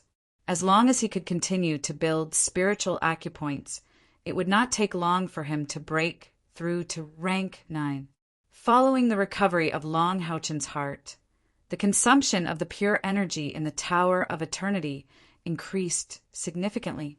At this time, the rest of the people had almost reached a bottleneck in their cultivation. With such a huge amount of pure energy to absorb, it did not take long for them to reach the bottleneck brought about by the spiritual acupoints. The improvement of spiritual energy could be achieved by absorbing the pure energy here, but the establishment of spiritual acupoints could not be achieved. They could only rely on their own understanding of spiritual energy and the improvement of their strength. Hence, the rapid improvement of their cultivation had started to slow down. But no matter what, in this Tower of Eternity, their cultivation speed was much faster than in the outside world, and the pure energy that they absorbed was only a small portion. Roar, dash, the recovery of Long Houchen's heart also represented the beating of another powerhouse's heart. Thump, thump, thump, thump. In the violent and powerful heartbeat, the purple light was like a prairie fire spreading to every scale. The purple blood on the ground had completely disappeared, and the 6 big heads and 12 eyes were all rippling with a strong purple color. The cold and awe-inspiring roar seemed to express the anger in its heart. Yes, Long Haoyue was awake, and in the process of waking up, its body began to fluctuate violently, and the huge power of the bloodline was operating rapidly. 6 big heads, 6 pairs of eyes were completely rippling with madness. It was full of the aura of destruction. At this point, the Demon Emperor's plan for Long Houchen had completely failed. 4 years later. Jialing Pass, Magic Temple. Silly girl, don't continue to wait. It's been more than 4 years and there's no news. I'm afraid An old magician wearing a luxurious fiery red magic robe tried to persuade them with good intentions. In front of him was a woman in a tight outfit. This woman had long pink hair and looked to be in her 20s. Her appearance was very beautiful, and her eyes were far more profound than ordinary people. Her body was faintly emitting a strong spiritual fluctuation. At this time, her eyes showed a firm and persistent brilliance. Grandpa Lin, don't persuade me. I will not leave the magic temple until I get the exact news of their death. Don't tell me you don't want me anymore. The old magician's eyes flashed with tears. Xan, you are really a good girl. Lin Xan, that little bastard, was able to find such a good girl, like you, is his greatest blessing. It's just that he didn't have the fortune to enjoy this blessing. The Holy War ended 4 years ago, and the demons withdrew. If they were still alive, it's impossible for them to not return for such a long time. The demons' withdrawal is even more inexplicable. Xan, I also don't want to believe that they are dead. But I can't delay your life like this. You are still young. If you delay like this, it will affect your lifelong happiness. Of course, Grandpa Lin is willing to let you stay in the magic temple to accompany me. Compared to that little bastard, you are more like my granddaughter. But Grandpa Lin can't be so selfish. I can't affect your future happiness for my own sake. That's right, this old magician was Lin Xian's grandfather, the magic temple's deputy temple master Lin Chen. The girl in front of him was Lin Xian, the Rose of Hell. Although Lin Xian was a knight, she had a great reputation in Jialing Pass and was loved and respected by the soldiers of Jialing Pass. On the battlefield, she always took the lead and was injured many times during the battle. After Lin Xian left, she stayed here and fought with her monster hunters. Just before the end of the Holy War, the leader of her monster hunters, Lu Shi, was killed in a sneak attack by the enemy. The monster hunters disbanded. After the Holy War ended, the other members dispersed and returned to their own temple. Only Lin Xian stayed. She wanted to wait for Lin Xian's return. For the past 4 years, she had stayed in the magic temple to train and accompany Lin Chen. She was filial to Lin Xian. Lin Chen had tried to persuade Lin Xian many times, but she still did what she had to do. She refused to leave. Lin Chen loved this girl who was supposed to be his granddaughter-in-law, but he couldn't be so selfish. Lin Xian had been missing for more than 4 years. The last time he appeared was at the Spirit Temple Wanshou Pass. After such a long time, the chances of them surviving in the depths of the devil race were really too low. No matter how unwilling Lin Chen was to admit it, he didn't want to delay Lin Xian's future. Grandpa Lin, don't say any more. I won't leave. I want to wait for him and Hao Chen. They will definitely come back. Tears welled up in Lin Xian's eyes. No matter how strong she was, she still had a weak side. Of course, she knew that the chances of Lin Xian and the others surviving were very low. However, even if there was only a sliver of chance, Lin Xian would not admit that they were dead until she saw their corpses. Sigh, you silly girl. All right, you can stay for now. In a few days, we will set off for the Holy City to participate in the temple tournament that's held once every 10 years.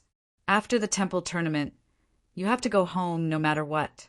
I know that your father has written to me many times. Lin Xian nodded silently. That's right. Even if she insisted on waiting for Lin Xian and Long Haochen to return, it was time for her to go home. Lin Chen smiled and said, Xian, you've already broken through to the 8th level and have rich battle experience. The swords that Grandpa custom-made for you will arrive soon. After the temple tournament, do you have the confidence to challenge the adamantine foundation of the Knights Templars? Lin Xian was no longer the Lin Xian of the past. After 4 years of dedicated cultivation, she had broken through the bottleneck of the 7th level and the 8th level. She was now a level 1 expert of the 8th level. The demon hunters who survived the Holy War had made great progress in their cultivation. She was now a mithril foundationite. Although it was still difficult for her to challenge the adamantine foundation, Lin Qin had custom-made a pair of epic tier, heavy swords for her. This was originally the wealth that Lin Qin had prepared for his only grandson. Since Lin Xian had not returned, he had given this precious gift to Lin Xian. The Holy War back then had brought a great disaster to the Temple League. In that war that lasted for 2 years, who knew how many soldiers of the Temple League had perished at the 6 impregnable passes? But at the same time, the demons had also suffered heavy losses in that Holy War. It had been 4 years since the Holy War ended. In these 4 years, the advantages that the Temple League had accumulated over thousands of years had begun to show. Although the sharp decline in population could not be recovered in a short period of time, other aspects had recovered very quickly. Especially after the Holy War, all the experts of the 6 Great Temple who had survived had a qualitative leap in their strength. Situations like Lin Xian's were very common. After 2 years of the Holy War and 4 years of consolidation, compared to before the Holy War, the number of experts in the Temple League now even exceeded that of the past. It was just that the number of ordinary soldiers was much less than before. The Temple Tournament was about to begin. This was a major event that was held once every 10 years in the Alliance. The strongest experts of the 6 Great Temple would exchange pointers with each other in this grand event. At the same time, a new ranking would also be made.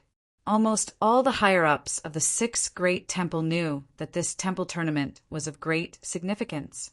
As the first Temple Tournament after the Holy War, not only would there be a new ranking, but there would also be many decisions to be made. The 2 years of the Holy War had consumed a lot of the Alliance's resources, but at the same time, the demon strength had also been greatly reduced. Even 2 of the demon god pillars had been destroyed. The Temple League was like a sharp sword that had been sharpened by the demons, becoming sharper and sharper. After the Holy War, humans did not fall into the decline that the demon emperor had expected. Instead, they seemed to be thriving. Although compared to the overall strength of the demons, it seemed that the Temple League still had a gap. However, the difference wasn't that great. Once the younger generation that had experienced the Holy War had fully grown, it was hard to say how long the demons could suppress the Temple League. In order to ensure the demons' advantage, the demon emperor had devoted all of his efforts to the development of the eastern and southern seas in the past few years. Although there were also demonic beasts in the sea, there was more food there. Food, with high nutritional value, played an extremely important role in enhancing the strength of the demons. The demons had never lacked strong experts. Instead of robbing humans and obtaining a pitiful amount of food, it was better to turn to the sea and obtain more from the depths of the sea. This matter was now presided over by the moon demon, Agars. This showed how much importance the demon emperor attached to this matter. The Temple Tournament was about to begin. The tournament was not just a simple battle. As the most important event of the Temple League, the Temple Tournament was a comprehensive competition. Finally, the tournament would be ranked according to the total points of each temple. Although this kind of competition could not be completely fair, after so many years of development, the Temple League had tried its best to make the Temple Tournament as fair as possible.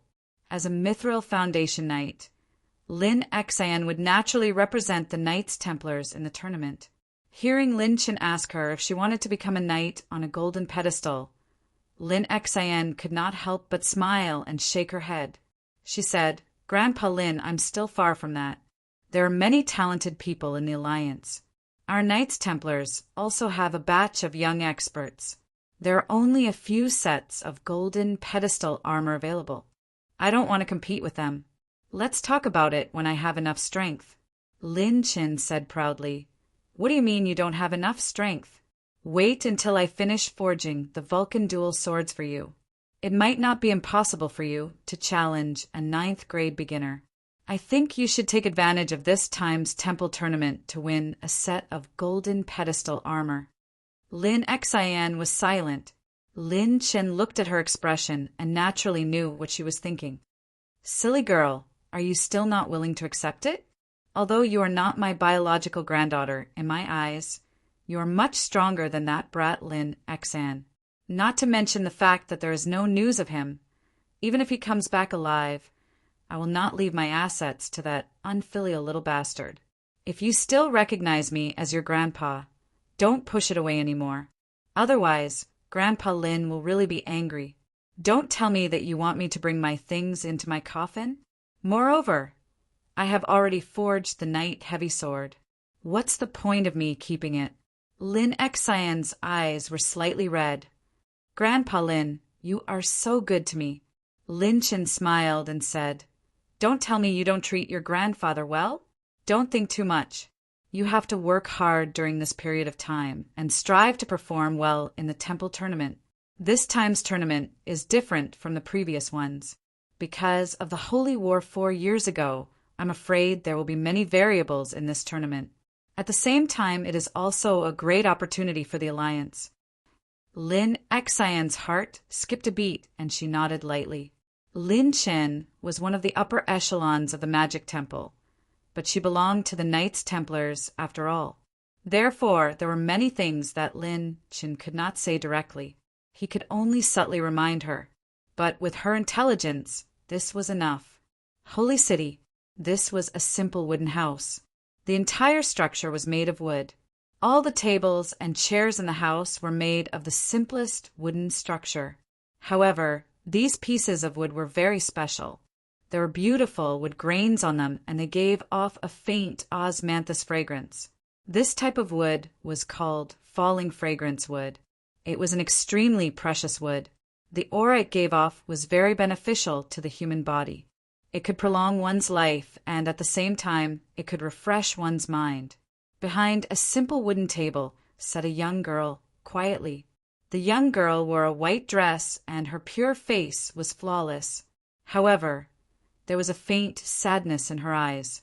On the wooden table in front of her, there was a pile of scarlet fragments. From the shape of the fragments, it could be seen that when they were complete, they should have been in the shape of a ball. It's been 4 years. Damn, Baldy, you bastard. Why haven't I heard from you? The scarlet dragon pearl is broken, and your scarlet dragon armor is broken. But do you know that I'm still waiting for you? I believe that you're still alive. You must still be alive, right? As she spoke, a light purple pearl appeared in her palm out of thin air. The aura this pearl emitted was very strange. There was a faint electric snake circling around it. Although the spiritual energy wave was not strong, it was enough to show its uniqueness. It's been 4 years. You must still be alive. But where are you? Why haven't you come back after so long? Do you know how much I... At this point, 2 drops of tears rolled down her cheeks. They landed on the table and created a slight splash. In the past few months, the Holy City had been especially lively. This was because the Grand Temple Tournament that was held once every 10 years was about to begin. If the Monster Hunters Tournament was a grand event for the younger generation, then the Temple Tournament was the grandest and most important event in the entire Temple League. The Alliance was busy making arrangements for this tournament. Apart from some powerhouses who stayed at the front line, most of the powerhouses from the 6 temples had gathered in the Sanctuary Alliance to make preparations for this temple tournament. Many elders of the Alliance, who usually lived in seclusion, had also come to the Holy City. Although there were still a few days before the temple tournament, the Temple League headquarters had been holding meetings every day. The higher-ups of the 6 temples had been discussing all sorts of matters. As for what they were discussing, that was the top secret of the Temple League. Only the higher-ups who were participating in the meeting knew. Those with sharp senses would notice that this temple tournament was different from the previous ones. The atmosphere was obviously much more tense. Obviously, something big was about to happen. In a quiet room, 2 old men sat facing each other quietly. Both of them looked very serious, causing the atmosphere in the quiet room to be a little depressing. If someone familiar with the higher-ups of the Temple League was here, they would be surprised to recognize that the two of them were influential figures in the Temple League. The two Temple Masters of the Knights Templars, Yang Haohen and Long Tianyin. Yang Haohen was not only the Temple Master of the Knights Templars, but he was also the Alliance Master of the Temple League. Of course, his term of office as the Alliance Master would come to an end at the beginning of this Temple tournament. According to the rules of the Alliance Master could not be reappointed. In other words, this time, Yang Haohen would have to step down as the Alliance Master. Brother Long, this time we can only rely on you. Sigh. Yang Haohen let out a long sigh. He looked a little lonely. Long Tianyin frowned. I'm afraid the situation will change this time. I'm afraid that our Knights Templars. Yang Haohen naturally knew what he wanted to say. He smiled bitterly. What can we do? In the past 10 years, the most outstanding talents emerged from the younger generation was our Knights Templars. However, in that holy war, we also suffered the greatest loss. Although Xingyu has returned, I don't know why, but he is only willing to stay in the dragon-resisting mountain pass to guard it. No matter what, he is unwilling to participate in this tournament. I can only trouble you. Long Tianyin snorted coldly. Don't mention that unfilial thing. He has this gloomy face all day long. No one knows what he is thinking. Yang Haohen comforted. Don't blame Xingyu. Haochen has been missing for so long. How could he not be worried? Mentioning the two words Haochen, the too powerful knight of the seal couldn't help but fall silent. That's right. Ever since Long Haochen left the dragon-resisting mountain pass with Hanyu, they have disappeared for more than 4 years. The last time they appeared was in the Soul Temple. After that, there was no more news. For this matter, Long Tianyin and Yang Haohen had personally gone to the Soul Temple to inquire about the news. Long Tianyin fiercely slapped the table in front of him. He said regretfully, it's all my fault. I shouldn't have agreed to let him reorganize the monster hunters. If he had stayed in the dragon-resisting mountain pass, how could we be so passive now? More than 4 years ago, he had already broken through to the 8th Order. In these 4 years, even reaching the 9th Order is not impossible. He is the Son of Light, a God's chosen one. Even if his cultivation is a bit weak, if he can obtain the recognition of the eternal and creator throne of God, this time's temple tournament will definitely be able to shine. How could he make things difficult for us, two old fellows here? Yang Haohen's expression was gloomy. This matter started because of Wen Zhao. If not for saving Wen Zhao, they wouldn't have disappeared. We have used all kinds of methods to inquire about the news, but have never found anything. But I still don't believe that they were really harmed by the demons. Long Tianyin's eyes revealed a deep sadness. Who would be willing to believe it? The most outstanding talents of our Knights Templars' younger generation have all disappeared. Now, we are in a state of crisis. Recently, Li Jingji has clearly expressed his support for the 6 great temples' reorganization at the Alliance Conference. He wants to end the loose alliance and unite them more closely, to establish a united country. This is clearly a provocation to us. Doesn't he want to be the first leader of this new alliance? Yang Haohen said, Li Jingji is a person with strength, but his character is too gloomy and unyielding. Although he looks amiable on the surface, he is extremely arrogant in his bones. With his character, if he controls the new alliance, it won't be a good thing. But now, I'm afraid it will be very difficult for us to stop him. Unless those seniors of the titled monster hunters make a move. Long Tianyin shook his head. That's impossible. Those seniors have already clearly stated that they will only appear as judges in this tournament. It is impossible for them to participate in the tournament. Li Jingji humph. This old man wants to see how much he has improved in these 10 years. Whether he can get past me. As the saying goes, the old tiger's prestige is still there. As soon as these words came out, Long Tianyin's body immediately burst forth with a strong fighting spirit. Yang Haohen said, "No matter who the final leader is, the establishment of the new alliance cannot be delayed. The holy war 4 years ago brought us huge losses, but at the same time, it also let us see the light.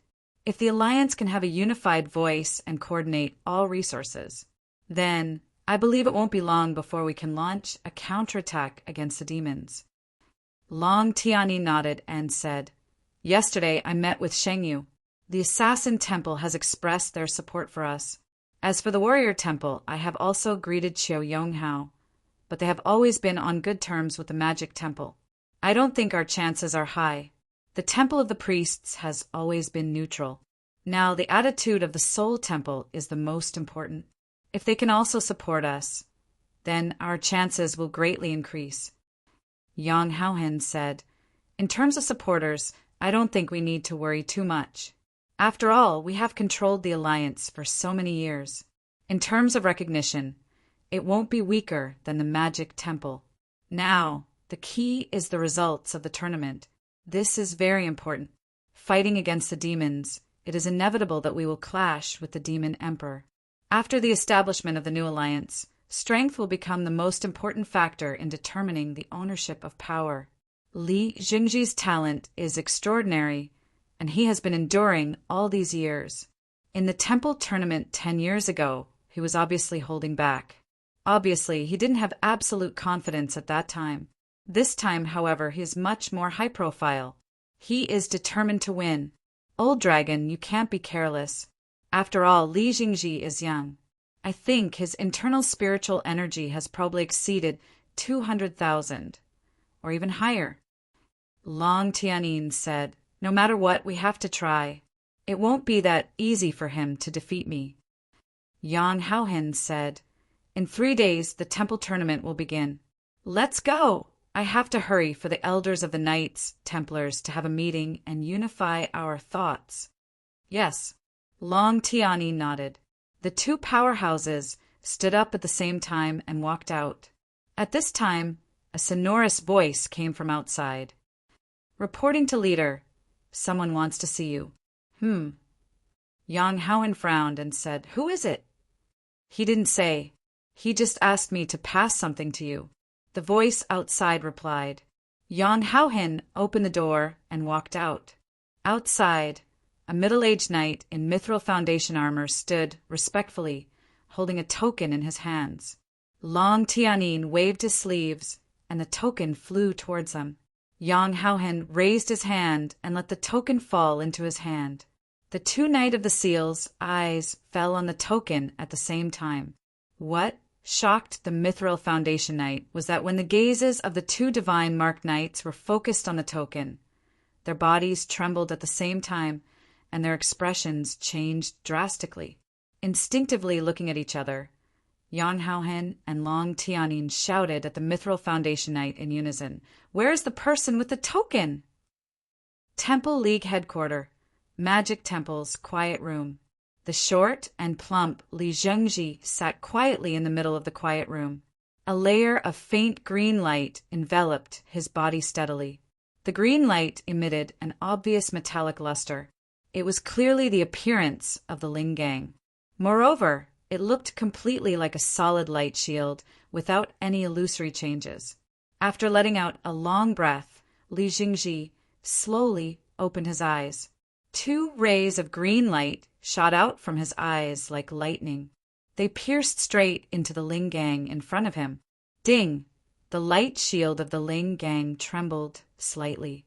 In the next instant, it immediately turned into countless green light spots floating in the air. Li Jingji opened his mouth and took a deep breath. In an instant, all the green light spots were sucked into his body and disappeared. Reporting to Temple Master, the elders are all here. A respectful voice came from outside. Okay. Li Jingji responded. His body slowly floated up and landed on his feet. Then he slowly walked out of the quiet room. A middle-aged man in a green robe waited quietly outside. When he saw Li Jingji coming out, he led the way. The Sanctuary Alliance headquarters was divided into 6 areas according to the different temple. Naturally, the Magic Temple had its own area. After passing through 2 corridors, the middle-aged mage led Li Jingji to a luxuriously decorated meeting room. Although the magic temple was inferior to the Knights Templars in terms of status, in terms of wealth, no temple in the entire Temple League could compare to the magic temple. Seeing Li Jingji's arrival, everyone in the meeting room stood up. Li Jingji's body moved slightly, and in the next moment he was already at the seat at the front of the meeting room. At that moment, there were about 50 people in the entire meeting room. Although it was just a simple meeting room, if an outsider were to come here, he would be shocked to find that the concentration of magical elements in this meeting room was at least 10 times that of the outside world. Even a simple breath would cause a sticky feeling. Without a doubt, the strong magical elements were brought about by the people in the meeting room. More than 80% of the mages in the meeting room had white hair and beards. They had obviously been waiting for Li Jingji to preside over the meeting. From this, one could also see Li Jingji's status in the magic temple. When other temple held similar meetings, the temple master would usually not be the last to arrive. This was out of respect for the elders of the temple. Li Jingji was obviously the last to arrive. Apart from his own temperament, the most important thing was naturally his control over the magic temple. Li Jingji's gaze swept across everyone in the meeting room and said in a deep voice, "Elders, the temple tournament is about to begin. According to reliable sources, this time, the Knights Templars will be sending Long Tianin. The Knights Templars have always supported the establishment of the new alliance. With our help this time, it is basically set in stone. I have always been against the establishment of a new alliance and the integration of the forces of the 6 temples. It is not that I do not see the advantages of the new alliance, but it is because the magic temple does not have the power to lead. However, the situation in this temple tournament is different." Chapter 236. I hope that everyone here can support me unreservedly and act as one. I don't want to hear any discordant voices. In order to defeat the demons, the new alliance must have strong leadership. As the saying goes, one must not pass on responsibility. The Knights Templars are old, and I have the confidence to lead the new alliance in another holy war against the demons. In my lifetime, I will lead the alliance, lead mankind, and take back the land that belongs to us. Li Jingji's tone was calm, but it was filled with unquestionable authority. Hearing his words, although some of the elders frowned and showed slight dissatisfaction, most of them had a fanatical look in their eyes. The magic temple's position in the alliance had always been second, suppressed by the Knights Templars for too long. It was only when the genius wind magician Li Jingji appeared that the situation began to change. Now it was finally time to act. How could they not be excited? Lord Lin.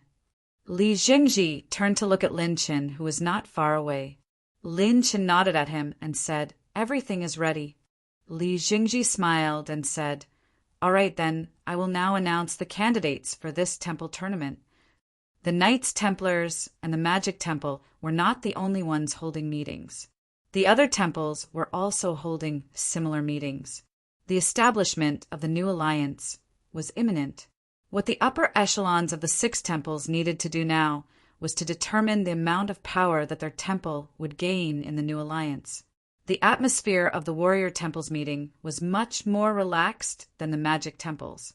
Qiu Yonghao sat in the main seat, and the 30 or so elders of the warrior temple were all present. All right, it's decided. This time, we will do our best to help the magic temple win.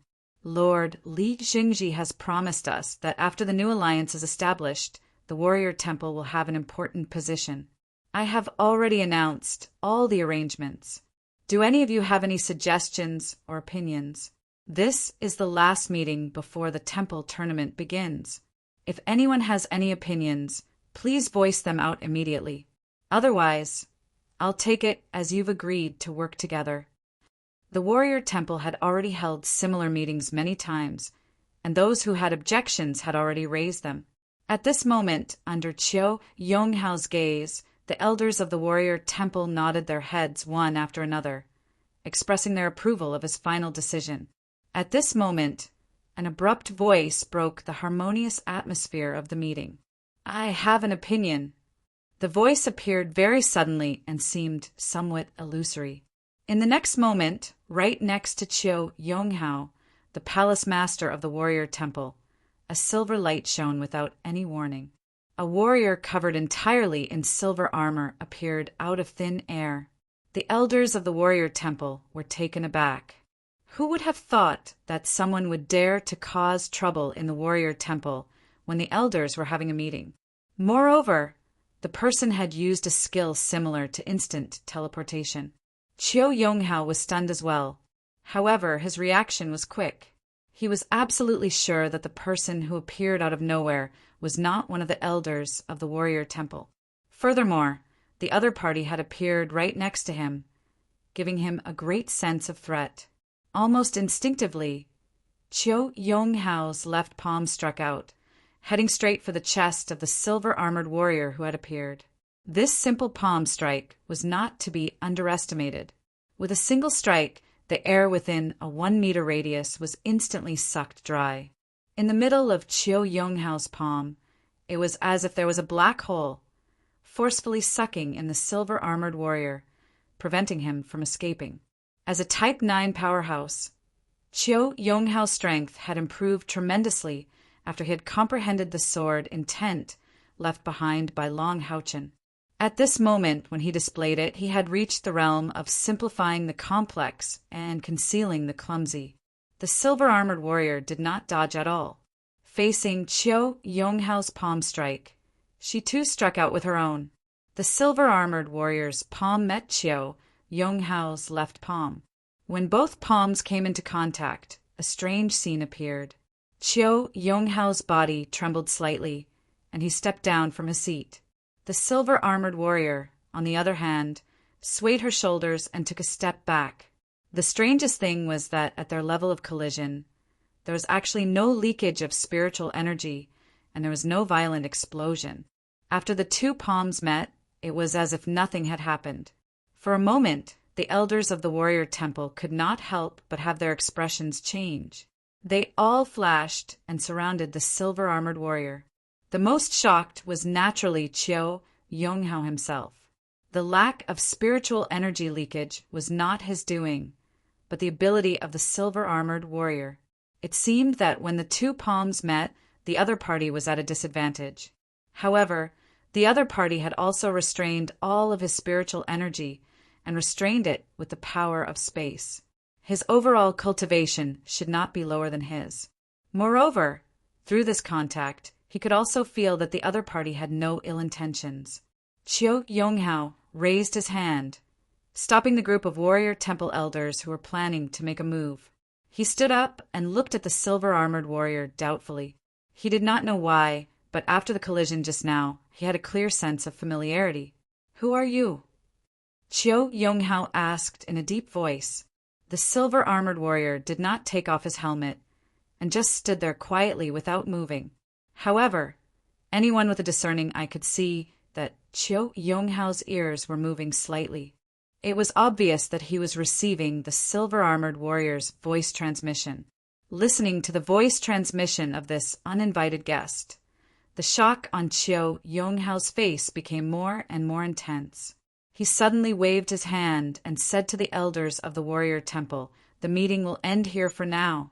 I have something to discuss with this warrior in detail. Everyone go back first. This matter must be kept strictly confidential." As he spoke, he nodded at the silver-armored warrior and strode out. The sudden appearance of the silver-armored warrior shocked all the higher-ups of the warrior temple. From the armor, it could be seen that she was indeed a warrior.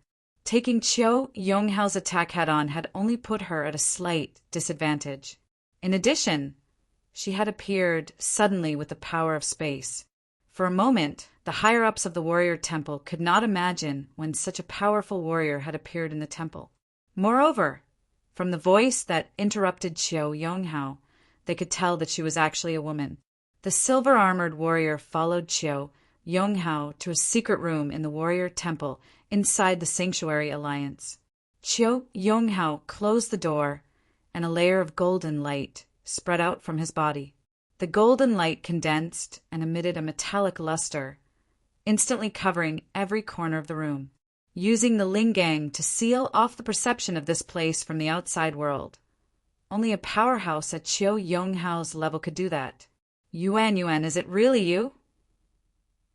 Qiu Yonghao had just released the Lingang, and he asked impatiently.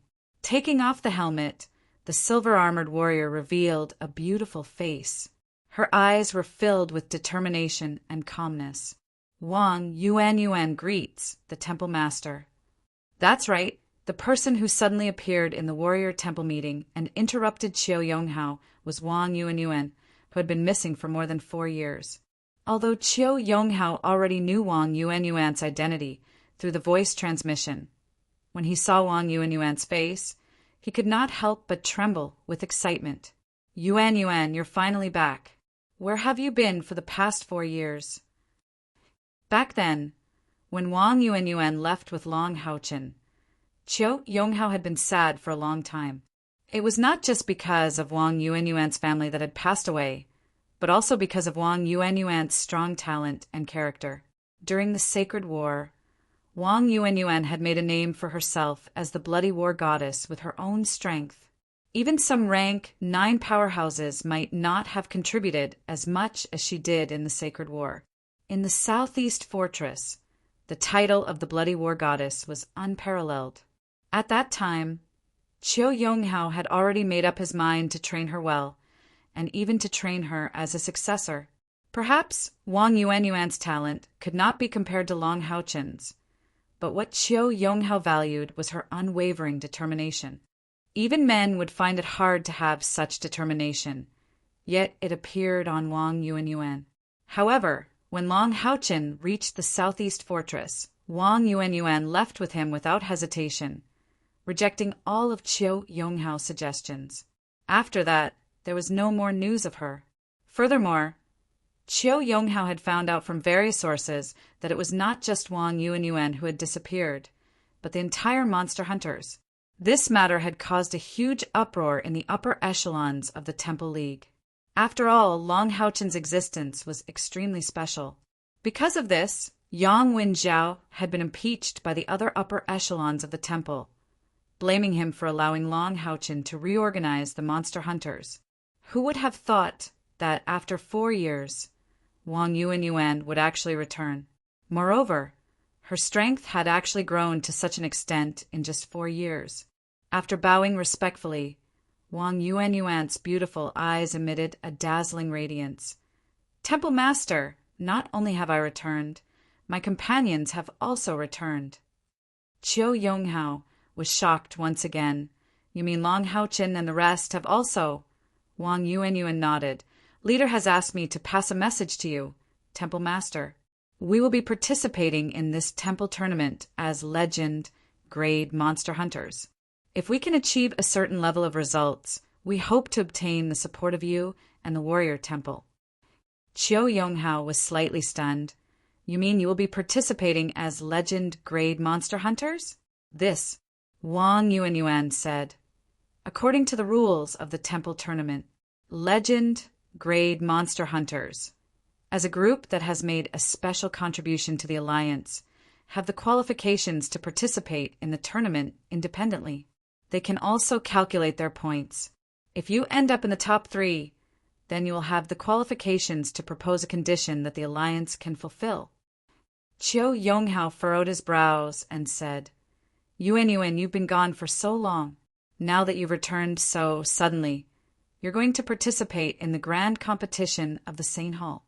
Do you know that the significance of this grand competition of the Saint Hall is extraordinary?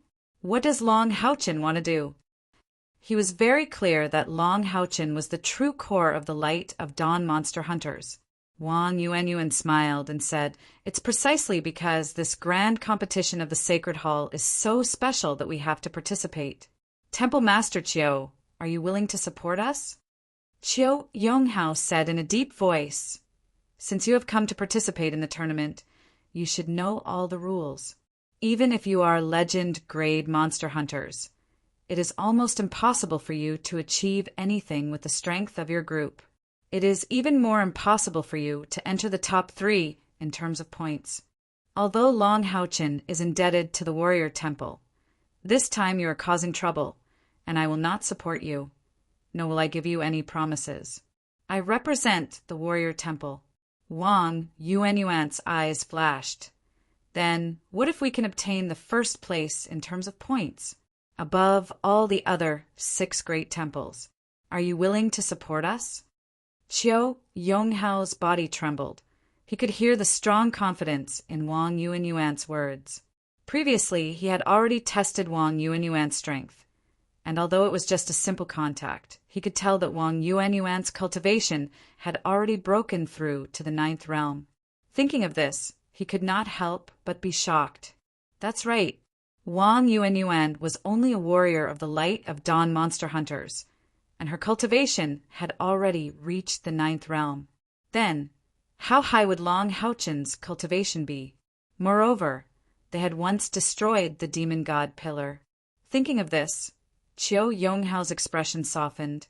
Yuanyuan, what exactly do you want to do? What is your goal? Wang Yuanyuan said, Temple Master, we only have one goal, and that is to lead the humans to defeat the demons. Qiu Yonghao shook his head. This is a serious matter, and you came so suddenly I can't give you an answer. Wang Yuanyuan nodded. All right then. I believe the leader will have the ability to convince you, and the other 6 great temples higher-ups. At least for now, against the demons, strength is still the most important thing. I will take my leave first. Please keep the matter of our return a secret. Qiu Yonghao said, Yuanyuan, don't underestimate the temple tournament. Perhaps your strength has improved greatly. However, the foundation of the Great Temple is not something your group of monster hunters can contend against. Wang Yuanyuan smiled. I think you will see a surprise. Qiu Yonghao smiled bitterly. Actually, I don't want the surprise because it will make things more difficult for me. Although I don't believe that you will succeed, if you really reach that step, the Warrior Temple will at least maintain a neutral position. Wang Yuanyuan's eyes revealed a trace of surprise.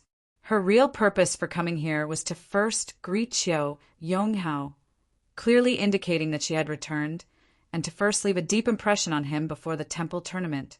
However, she did not expect Qiu Yonghao to say the word neutral. The Warrior Temple was a loyal supporter of the Magic Temple, and it was very important for Long Haochin's plan that they could maintain a neutral position.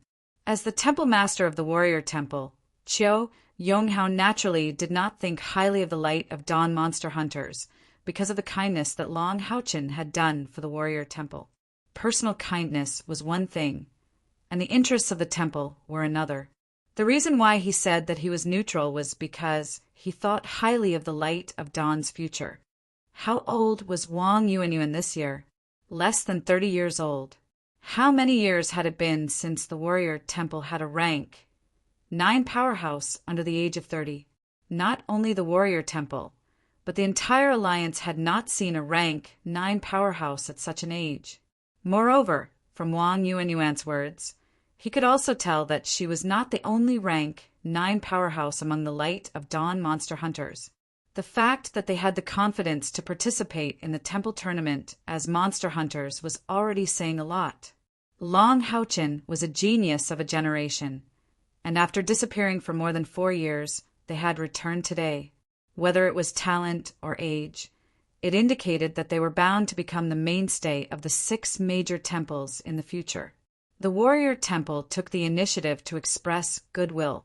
For the sake of the future, Qiu Yonghao did not think that the light of dawn monster hunters could gain anything from this temple tournament at all. Since that was the case, why couldn't he do something good for them? It was after much consideration that he made such a promise to Wang Yuanyuan. A heated debate was going on in the conference room of the Sanctuary Alliance's Assassin Temple. Temple Master Xingyu, I don't think we should still go all out to support the Knights Templars this time. Can't you see that the Knights Templars are already on the decline? The one who spoke was an old man. The old man was thin and small, and his old face was full of wrinkles like orange peels. He was bald. No matter how one looked at him, he looked like a candle in the wind, as if a gust of wind could blow him over. However, he had a pair of extremely sharp eyes that were as cold as an eagle's. At this moment, there was even a hint of resentment. For the past 10 years, there hasn't been a new Knight of the Seal among the Knights Templars. Among the original 3 Knight of the Seal, Yang Wenjiao couldn't participate this time because he was the leader of the Alliance in the previous tournament. Long Xingwu didn't even come. How much can Long Tianyin alone do? This temple tournament is different from the past. It will determine the future direction of the Alliance. If we stand in the wrong direction, it is very likely that it will lead to the decline of the temple, and our voice in the new alliance will be greatly reduced. Although we won't support the magic temple in turn, we should at least remain neutral. We can't act like we did before. Although the old man was thin and small, his voice was as loud as a bell. His speech caused the entire conference room to tremble slightly. Xingyu sat at the head of the table, but at this moment his expression was as calm as still water. This wasn't the first assassin temple elder to raise an objection. Although he was the assassin temple master, the assassin temple elders had much more authority than the other temple elders, especially the one who spoke in front of him, assassin temple head Elder Xue Jisheng. In terms of seniority, he was a generation older than Shengyu.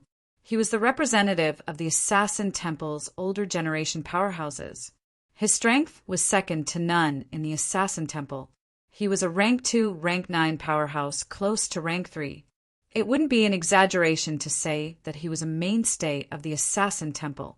Moreover, as the head elder, there were many people in the assassin temple elder council who supported him. Now that he had expressed his opinion in such an intense manner, the impact on this conference would be a turning point.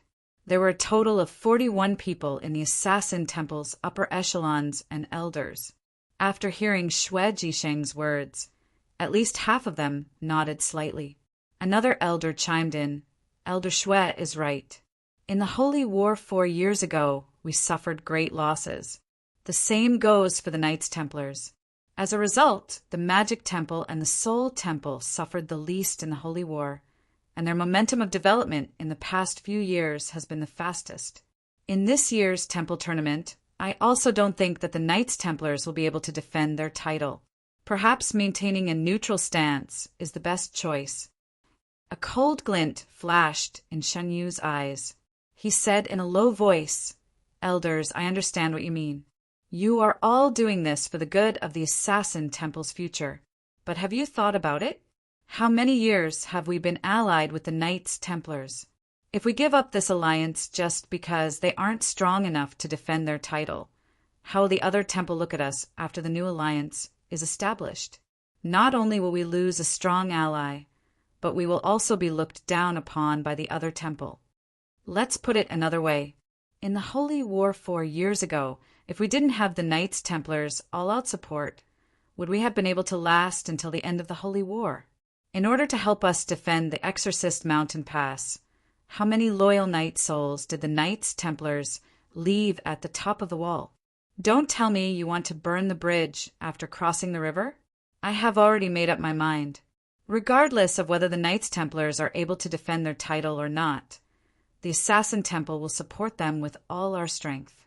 Even if the Knights Templars are defeated, at least we can still unite as one. Our goal is the demons, not civil strife. I believe that no matter who holds the power in the new alliance, they will not oppress the other temple too much." This wasn't the first time Sheng Yu said something like this in the meeting, but the Assassin Temple had never reached a consensus. The temple tournament was about to begin. The Assassin Temple's choice and direction could no longer be deviated. They had to make a decision today, but the voices of opposition were still very loud. Among the 6 great temple, the one with the lowest control over the temple was probably Shengyu. The reason was historical. After all, his teacher, the previous Assassin Temple Master, had passed away many years ago. Xue Jisheng and his teacher used to be rivals. At that time, the competition between the two was very intense, and there was not much difference in strength and influence. Now that Shengyu had lost his teacher's support, he naturally did not have much of an advantage in the assassin temple. This was also one of the reasons why he had hardened his heart to let Kai air fuse with the spiritual stove of samsara. He hoped that one day, when his granddaughter took control of the assassin temple, she would not be like him. Chief Elder Xue Jisheng said in a deep voice, "Since you insist on having your way, then let's vote by a show of hands. As the temple master, you alone have 3 votes, and I, as the chief elder, have 2 votes. The minority obeys the majority. There has to be a result today." Hearing this, Sheng Yu's heart sank.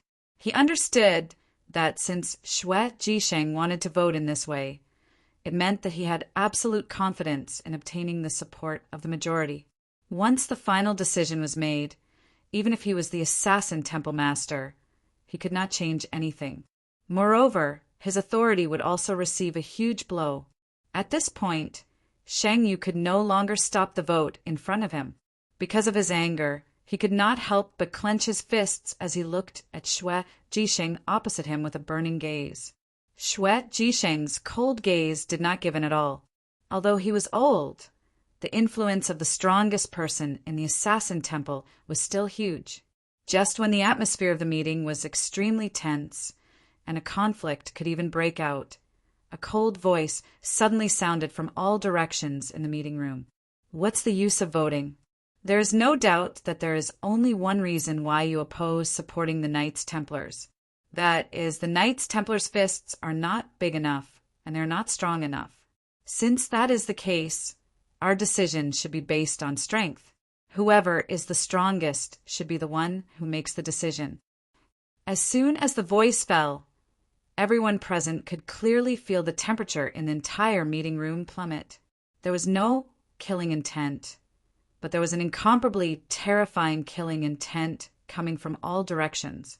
Although at least half of the powerhouses in the Assassin Temple had a cultivation base above the 9th level, in the face of this terrifying killing intent, everyone felt as though they had fallen into an ice house. Be it Sheng Yu or Xue Jisheng, both were shocked.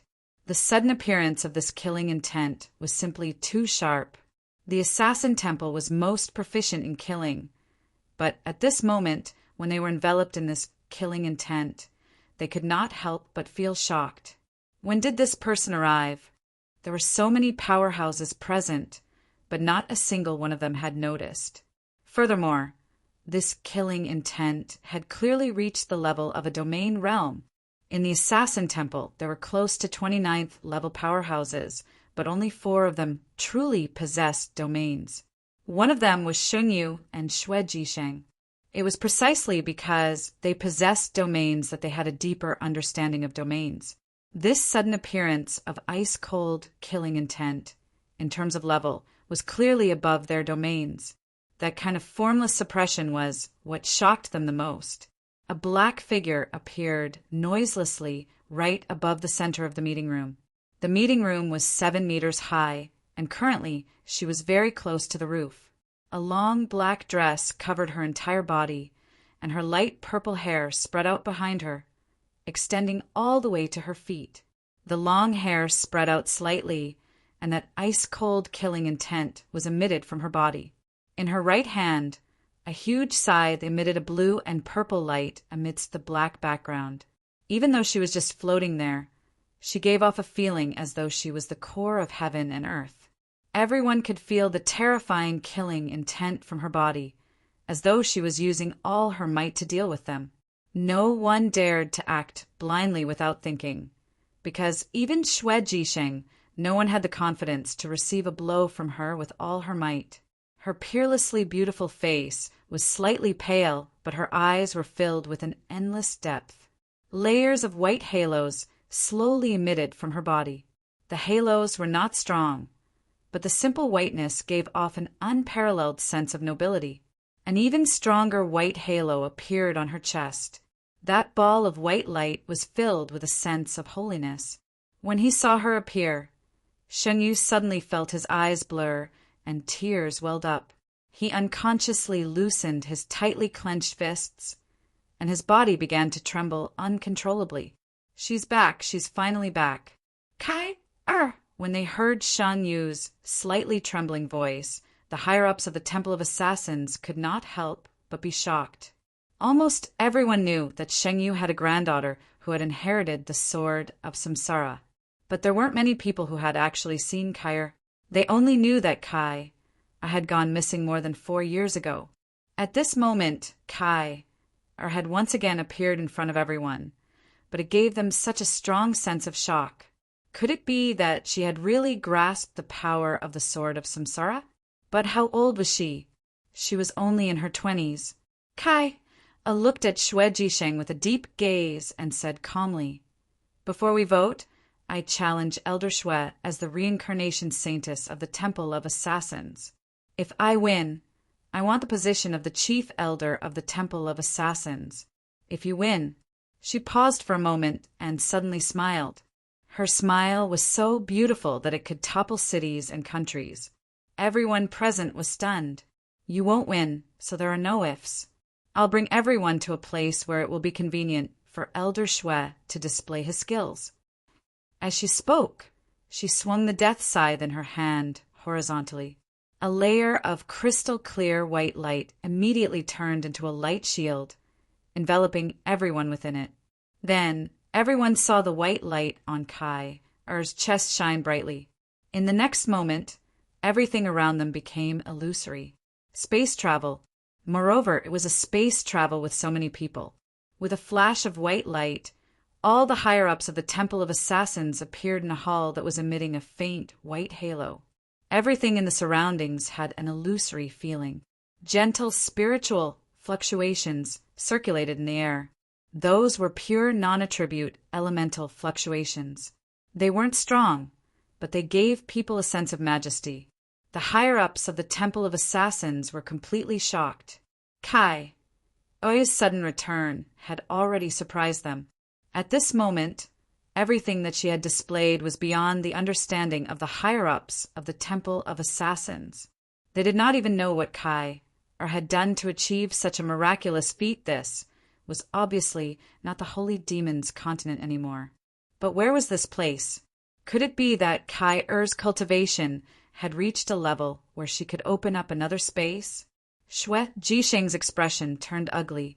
His gaze was fixed on the death scythe in Kai's hand. He was the only one present who could recognize that the white light emitted by the death scythe was the light of purification. Moreover, it was so pure that it made one's heart palpitate. Xue Jisheng had long heard that Sheng Yu had a granddaughter who was the reincarnation saint. She was talented and had an innate internal spiritual energy of over 90. But, in his opinion, even if Kai was still alive, she was still young. Moreover, she had been missing for so long. But he didn't expect that Kai would come back at this time.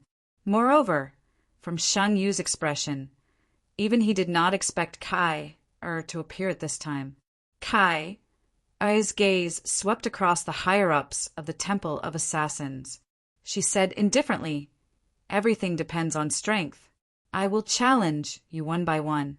Whoever accepts my challenge and loses will have the right to vote. Those who do not accept my challenge will be considered as forfeiting." Xue Jisheng snorted coldly. "Little girl, what right do you have to do this?" Kai smiled indifferently. "I am a member of the Temple of Assassins. Strength is my right. According to the rules of the Temple of Assassins, when one's cultivation reaches the 9th order, one can automatically become an elder of the temple. Since that is the case, I am already a member of the elders of the temple. Moreover, all of this is not important to me. This is my world. Without my permission, you will not be able to leave. If you do not accept my proposal, then you can stay here forever. You." Xue Jisheng was furious. Although Kai had a smile on her face and spoke in a relaxed manner, the overbearing tone in her words almost made the head elder's lungs explode. A little girl in her 20s actually dared to speak to him like this. "Xing Yu, is this how you discipline your granddaughter?" Xue Jisheng turned to Xingyu and pressured him. At this moment, Xingyu had long since lost his previous resentment. He smiled indifferently and said, "Kai is my granddaughter, but she is also the treasure of our Temple of Assassins." Everyone should have heard that Kai began to fuse with the spiritual stove of samsara at the age of 3 and obtain the approval of the sword of samsara. However, do you know how much pain and suffering Kai had to go through in order to fuse with the spiritual stove of samsara? Her 6 senses were lost, and she spent a long time alone in a cold cave when she was only 3 years old. All of this was for the sake of making our Temple of Assassins stronger. Perhaps she is still young, but in my opinion, what she has done for the Temple of Assassins is no less than that of anyone here. She has been missing for more than 4 years. Now that she has finally returned, it is also time for me to step back. What we'll be voting on next is not just the attitude of the Temple of Assassins in the temple competition. At the same time, I also propose that Kai take over my position as the master of the Temple of Assassins. Oh, there's one more thing that I have forgotten to announce to everyone. As early as 5 years ago, Kai was officially awakened by the reincarnation saintess and became the chosen one of the Grim Reaper. I believe that her cultivation as the chosen one of the Grim Reaper has already reached the advanced level. It is time for the Temple of Assassins to unite as one. For some people, Xingyu's words were earth-shattering. The chosen one of the Grim Reaper would take over the position of the Temple of Assassins. Temple of Assassins? This was too important for the Temple of Assassins. Looking at the Grim Reaper scythe in Kai's hand, some people's expressions gradually relaxed. Perhaps, among the elders present, there were more who supported Xue Jisheng than Shengyu. However, they were all thinking for the sake of the Temple of Assassins. 10 years ago, Shengyu had proposed that when Kai could truly control the Sword of Reincarnation and reach the 9th stage, he would pass the position to her. At that time, it had been unanimously approved. The former son of Reincarnation had brought the Temple of Assassins to the peak of the Alliance. Why couldn't the new Reincarnation Saintess do the same? At this time, Kai had returned. Her cultivation had clearly broken through to the 9th step, and she even had a domain-like ability, as well as the miraculous ability to open another space. Those who truly cared for the good of the Temple of Assassins knew how to choose. Most importantly, Kai was only in her 20s, a 9th stage expert in her 20s, the successor of the Sword of Reincarnation, and the chosen one of the Grim Reaper. Everyone knew what it meant to the Temple of Assassins. Even if Kai had just broken through to the 9th stage, so what if she was given another 10 years? Everyone knew how powerful Li Jingji was. However, his innate internal spiritual energy was only 80. He was only a wind elemental user. Yet his cultivation was already so powerful. On the other hand, with an innate internal spiritual energy of more than 90 and infinitely close to 100, how powerful would Kai be in 10 years' time? By then, the Temple of Assassins would no longer need to rely on anyone, right? Someone else should rely on them. Thinking of this, the higher-ups of the Assassin Temple all had varying degrees of change in their attitudes. Chapter 237. As the chief elder of the Assassin Temple, Xue Jisheng was experienced. How could he not see the change in the minds of the people around him? Just like what Kai said, strength was a very important factor in having the right to speak.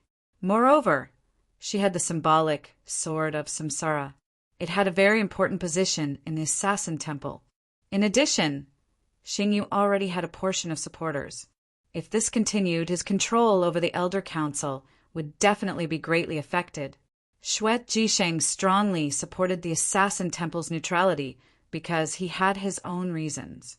First of all, he was thinking for the Assassin Temple. At the same time, he had his own selfish motives. Li Jingji, the master of the Magic Temple, had promised him that as long as he kept the Assassin Temple neutral, he would be invited to take up a high position in the new alliance. Although Xue Jisheng was old, His desire for power had never diminished. Perhaps it was because the more he could not get, the more he desired. Seeing that Shan Yu and Kai were about to regain control of the situation, he would not give up. With a cold snort, a powerful aura suddenly burst forth from his body, attracting everyone's attention to himself. Very well. Let me see if you, the reincarnation saintess, are qualified to take up such an important position. If you win, I will support you unconditionally in any decision you make in the future. At the same time, I will support you to take over Shunyu. If you lose, then stay in the temple for a few more years. When you are powerful enough, you can take up a high position. No matter what, Xue Jisheng was a senior member of the Assassin Temple. After a short moment of anger, he had some understanding of Kai, after listening to Sheng Yu's explanation. Of course, he also knew that Kai's existence meant that the Assassin Temple would have a glorious future. Therefore, his tone was much calmer. Of course, he did not think that Kai could achieve anything now. After all, she was still so young. He hoped that he could take control of the Assassin Temple and establish a good position in the new alliance. As for the future, it was the world of young people like Kai. Therefore, he decided to accept Kai's challenge and prove everything with his strength. At the same time, he was also trying to get the higher-ups of the Assassin Temple to continue supporting him. Xing Yu didn't even look at Xue Jisheng. There was only a relaxed smile on his usually serious face. He knew that Xue Jisheng had already lost when Kai had brought a group of high-ranking members of the Assassin Temple here, not in terms of cultivation, but in terms of age and future. Even if he didn't say anything, more and more people would support Kai. As for this competition, let it be carried out. Regardless of whether she won or lost, Kai would be able to leave a deep impression in the hearts of the people. It was just a matter of time before she took control of the Assassin Temple. With a slight shake of his body, Xue Jisheng's body disappeared. In the next instant, he appeared 20 meters away from Kai. With his hands behind his back, his aged face was as calm as an ancient well. A pair of cold eyes stared at Kai like a poisonous snake staring at its prey. Make your move. As an expert of the older generation, Xue Jisheng was 4 generations older than Kai. No matter what, he wouldn't make the first move. Kai smiled and said softly, "Then you have to be careful." The Grim Reaper's scythe in her hand paused slightly on the ground. A pure white light of purification immediately spread in all directions. Everyone saw as if there was an additional flash of lightning in the sky. Kai's Grim Reaper scythe was already slashing at Xue Jisheng. Just as Kai made her move, Xue Jisheng's body suddenly disappeared. Where he had been, there was only a faint silver afterimage left. As the strongest expert in the Assassin Temple, Xue Jisheng was a space attribute assassin. The title of the strongest expert wasn't just for show. He was indeed very powerful. Kai's attack missed. Just when everyone felt that she was going to be at a disadvantage, a miraculous scene unfolded. The Grim Reaper scythe made a strange turn in the air. As it swept past rapidly, Kai's entire body instantly turned white. On the Grim Reaper scythe, a huge white light blade with a feeling of vastness slashed out horizontally. Grim Reaper's 7 ultimate, first ultimate, Death's Downfall. Dang. A figure was sent flying in the air in a sorry state. As it turned out, when the huge white light blade swept through the air, Xue Jisheng had coincidentally appeared at the position where its power had been raised to the highest level. Xue Jisheng had just used instant transmission to travel through space, but now he had to face such a powerful attack. One could imagine the pressure Xue Jisheng was under. The murderous intent that had burst out from Kai's body seemed to have disappeared. However, when the huge scythe slashed towards him, Xue Jisheng felt as if his body was about to be disintegrated. A pair of silver short blades emitting an orange-red glow crossed in front of the white light. He felt his soul shake violently and his space attribute, spiritual power, dissipated rapidly. After coming into contact with the white light blade, his Lingang actually showed signs of collapsing. Attribute suppression. This was the effect of the purification attribute's absolute suppression on the space attribute. Xue Jisheng clearly felt that Kair's spiritual power was inferior to his. However, under the huge white light blade's attack, he was the one who was sent flying. What shocked him even more was that the blue and purple Grim Reaper scythe followed closely behind the white light and slashed violently on his pair of short blades. With this pair of epic-level short blades, Xue Jisheng could block the attack of the purification light. However, at the moment when they collided with the Grim Reaper scythe, Xue Jisheng's body suddenly shook as if he had been electrocuted. To his horror, he saw that the same cracks rapidly appeared on his short blades. Although this attack didn't destroy the pair of epic-level short blades, what about the next attack? With a shake of his body, Xue Jisheng's body disappeared again, and Kair didn't chase after him either. She just stood there quietly. A layer of white mist spread out in the shape of lotus petals. At this moment, she looked like a fairy standing in the heart of the flower. Wherever the white petals passed, a faint white mist began to appear in the air. It wasn't enough to affect people's vision. It didn't even feel powerful. However, it was this white mist that gave people an indescribable sense of fear. The petals spread all the way to a diameter of 30 meters before stopping. The other higher-ups of the Assassin Temple weren't enveloped by it. This was clearly a domain. Kair, who was only in her 20s, actually had a domain that belonged to her. Moreover, no one could tell what the purpose of her domain was. There were many types of domains, and there was never a domain that was exactly the same.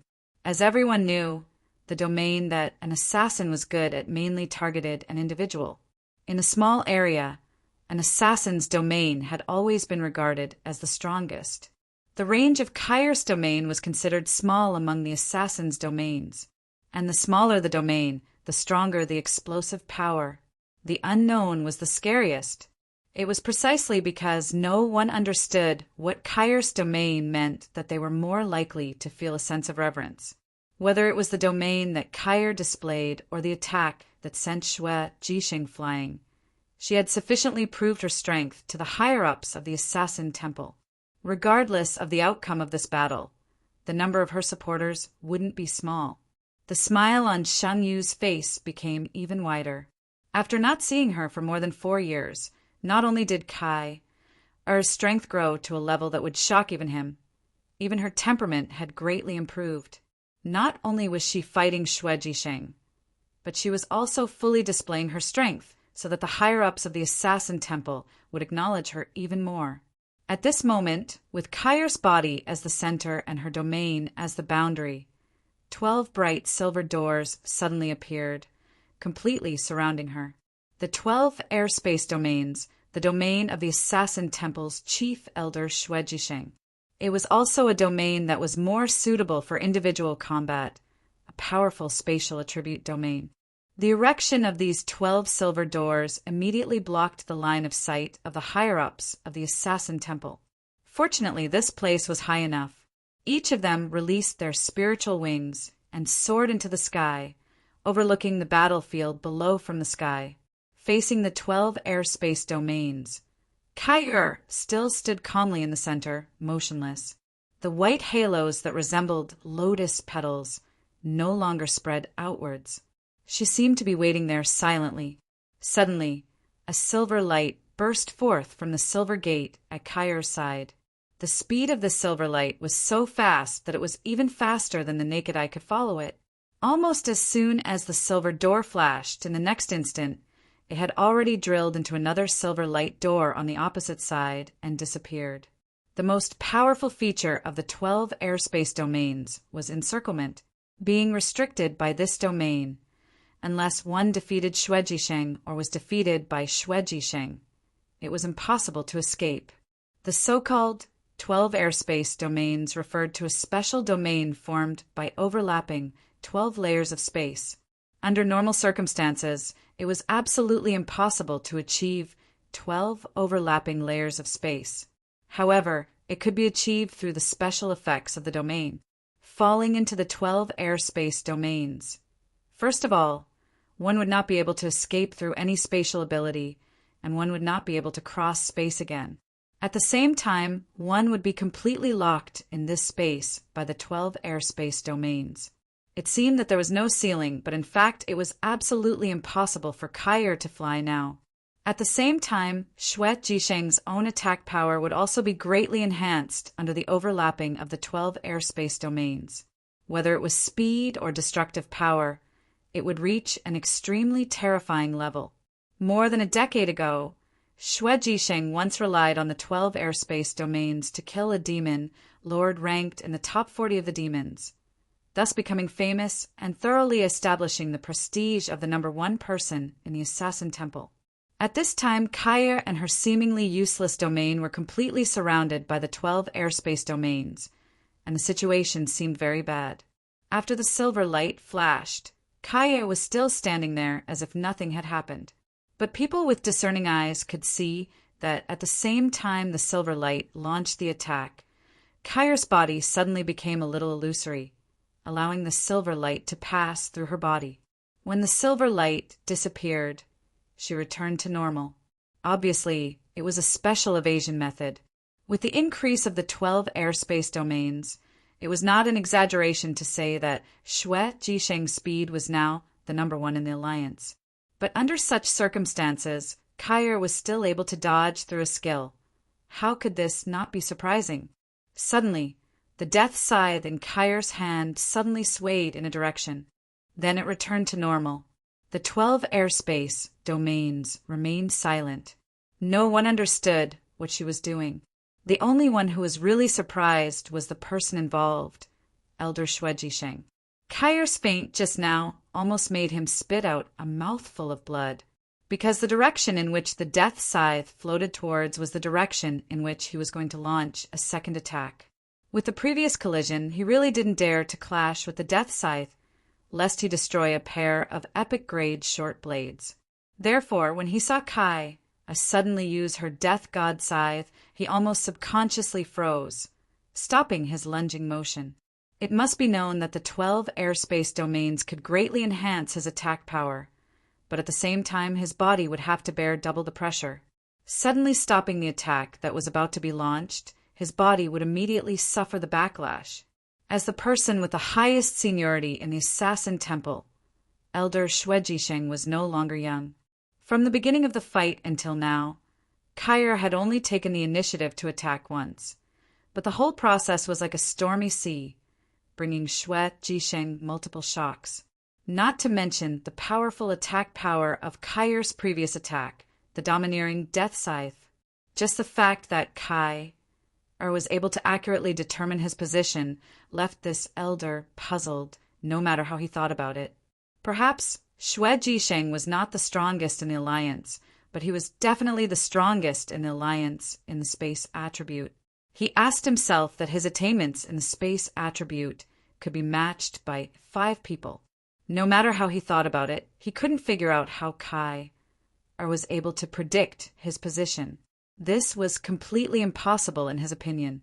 It was also because of this that he fell into a disadvantageous position at the beginning. At the same time, after the first time he launched an attack through the 12 airspace domains, he had already discovered the horror of Kaier's domain. It looked very peaceful, like a lotus petal domain, but there was something that made him feel horrified.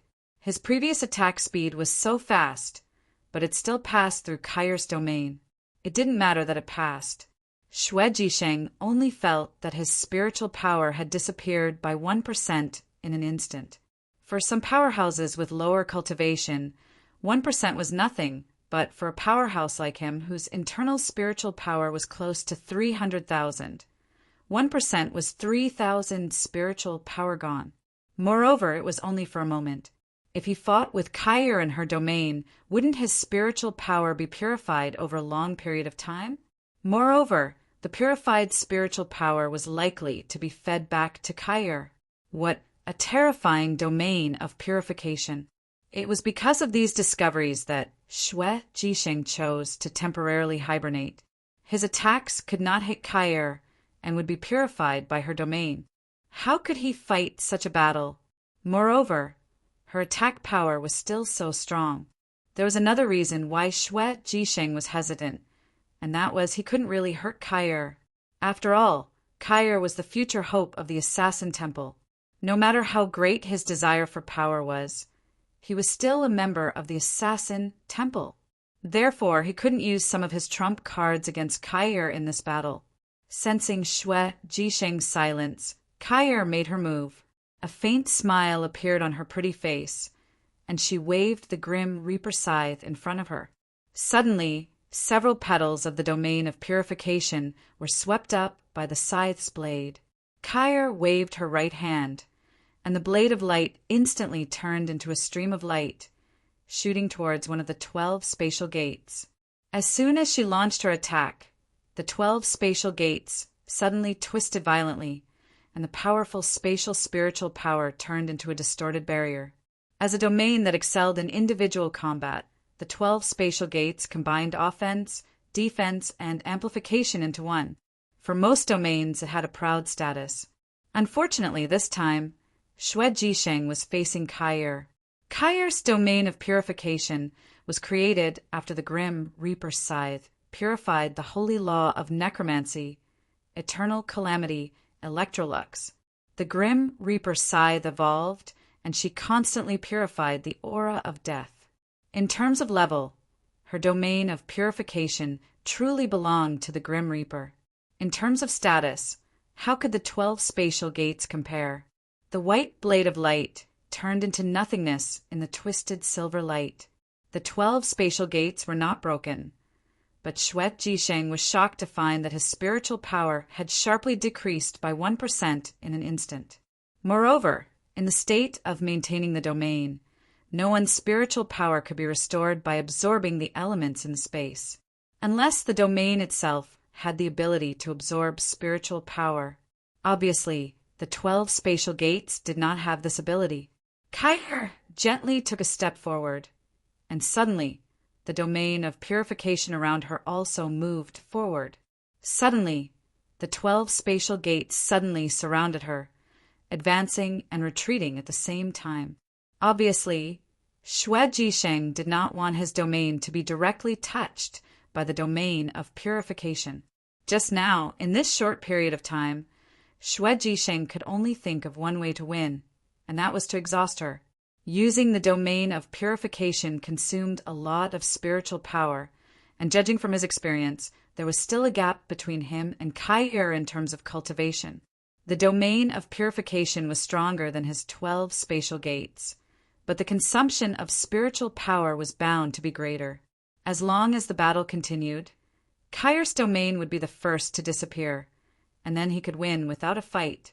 As for Kair wanting to use her domain to collide with his domain, Xue Jisheng had absolute confidence in speed and prediction. As for Kair's attack, he could only block it. Xue Jisheng was absolutely sure that when Kair launched domain attacks, the consumption would increase. Although his consumption was also large, his advantage in cultivation could be seen. Kair naturally saw through Xue Jisheng's tactics, and so did the experts of the Assassin Temple who were watching the battle from the air. To be able to force the chief elder to this point in their hearts, Kair had been completely recognized. There was no doubt that in terms of cultivation, Kair was not weaker than Shengyu, and she was so young. With her leadership, the Assassin Temple must be full of vitality. But was Kair's strength limited to this? No, of course not. Everything just now, for her, was just the beginning of the show. Slowly raising the grim Reaper scythe, Kair's eyes gradually turned white. The surrounding domain of purification suddenly surged violently, surrounding her body and completely enveloping her. No one could see her appearance from any angle. If the domain of purification before was like a huge white lotus, then the current domain of purification was like a flower bud formed by the closing lotus, and Kair was its stamen. What was she going to do? Everyone, including Xue Jisheng, had strong doubts in their hearts. The next moment, an inexplicable sense of danger suddenly appeared in Xue Jisheng's heart. Almost without hesitation, he activated his 12 spatial gates. The glaring silver light began to distort violently. The 12 doors of light suddenly changed their positions and merged into one. The 12 doors of light completely overlapped with each other. One could see that the surroundings of the overlapped doors of light were filled with distorted black light. It was a sign of breaking through the boundaries of space. Those who were familiar with Xue Jisheng knew that in this state, the chief elder was the most powerful. Through the overlapping of the 12 spatial gates, he could even teleport thousands of kilometers away. He could also increase his attack power to an extremely terrifying level. The sense of danger made Xue Jisheng dare not hold anything back. The white light of purification in front of him suddenly faded, and Kair reappeared in everyone's sight. The domain of purification disappeared. However, in the palm of Kair's left hand, there was a sparkling and translucent, extremely exquisite white lotus. Kair smiled and said, "Elder Xue, this is my domain technique, Flourishing Lotus. Do you want to try it? However, I haven't studied it well enough, so I can only release it but not withdraw it." "No need, I admit defeat." Xue Jisheng's somewhat gloomy voice sounded. The silver light disappeared, and he stepped out of the 12 spatial gates. He looked at Kair with a complicated gaze. The Grim Reaper scythe in Kair's right hand began to move rhythmically, as a number of white threads separated from the tip of the blade, entering the lotus in her left hand. Layers of white petals were peeled off, dissipating into the air. The entire process lasted for close to an hour. Xue Jisheng stood opposite Kair, watching silently. The rest of the upper echelons of the Assassin Temple were the same. Even though the process was long, the Grim Reaper scythe in Kair's hands was full of art. It was because of the length of the process that they could feel the terror of the flourishing lotus. The domain of a Type 9 powerhouse was also divided into different levels. After reaching the second level of the Type 9 realm, they could have their own domain. A Type 9 powerhouse with a domain could be said to be on a whole other level. Everyone's domain was unique, and the level of the domain determined their future potential. The stronger the domain, the higher the possibility of cultivation. At the same time, the higher the possibility of the domain evolving. Li Zhenji was able to convince Xue Jisheng because he had already comprehended the existence of a domain technique through his own domain. And just now, Kair had actually displayed her own domain technique. A domain technique could be said to be the product of the evolution of a domain. Among all domains, only 1% could evolve into a domain technique. Perhaps Kair's comprehension of her domain technique was not strong enough, but it was enough to have it. In the Assassin Temple, there had not been a single person who could comprehend a domain technique in the past 1,000 years. Xue Jisheng was not afraid of Kair's domain technique, but when Kair used it, it had completely conquered him. As the head elder of the Assassin Temple, he had already made his choice. Seeing the flourishing lotus disappear in her hands, even Kair heaved a sigh of relief. Just as she said, she still couldn't fully control this domain skill.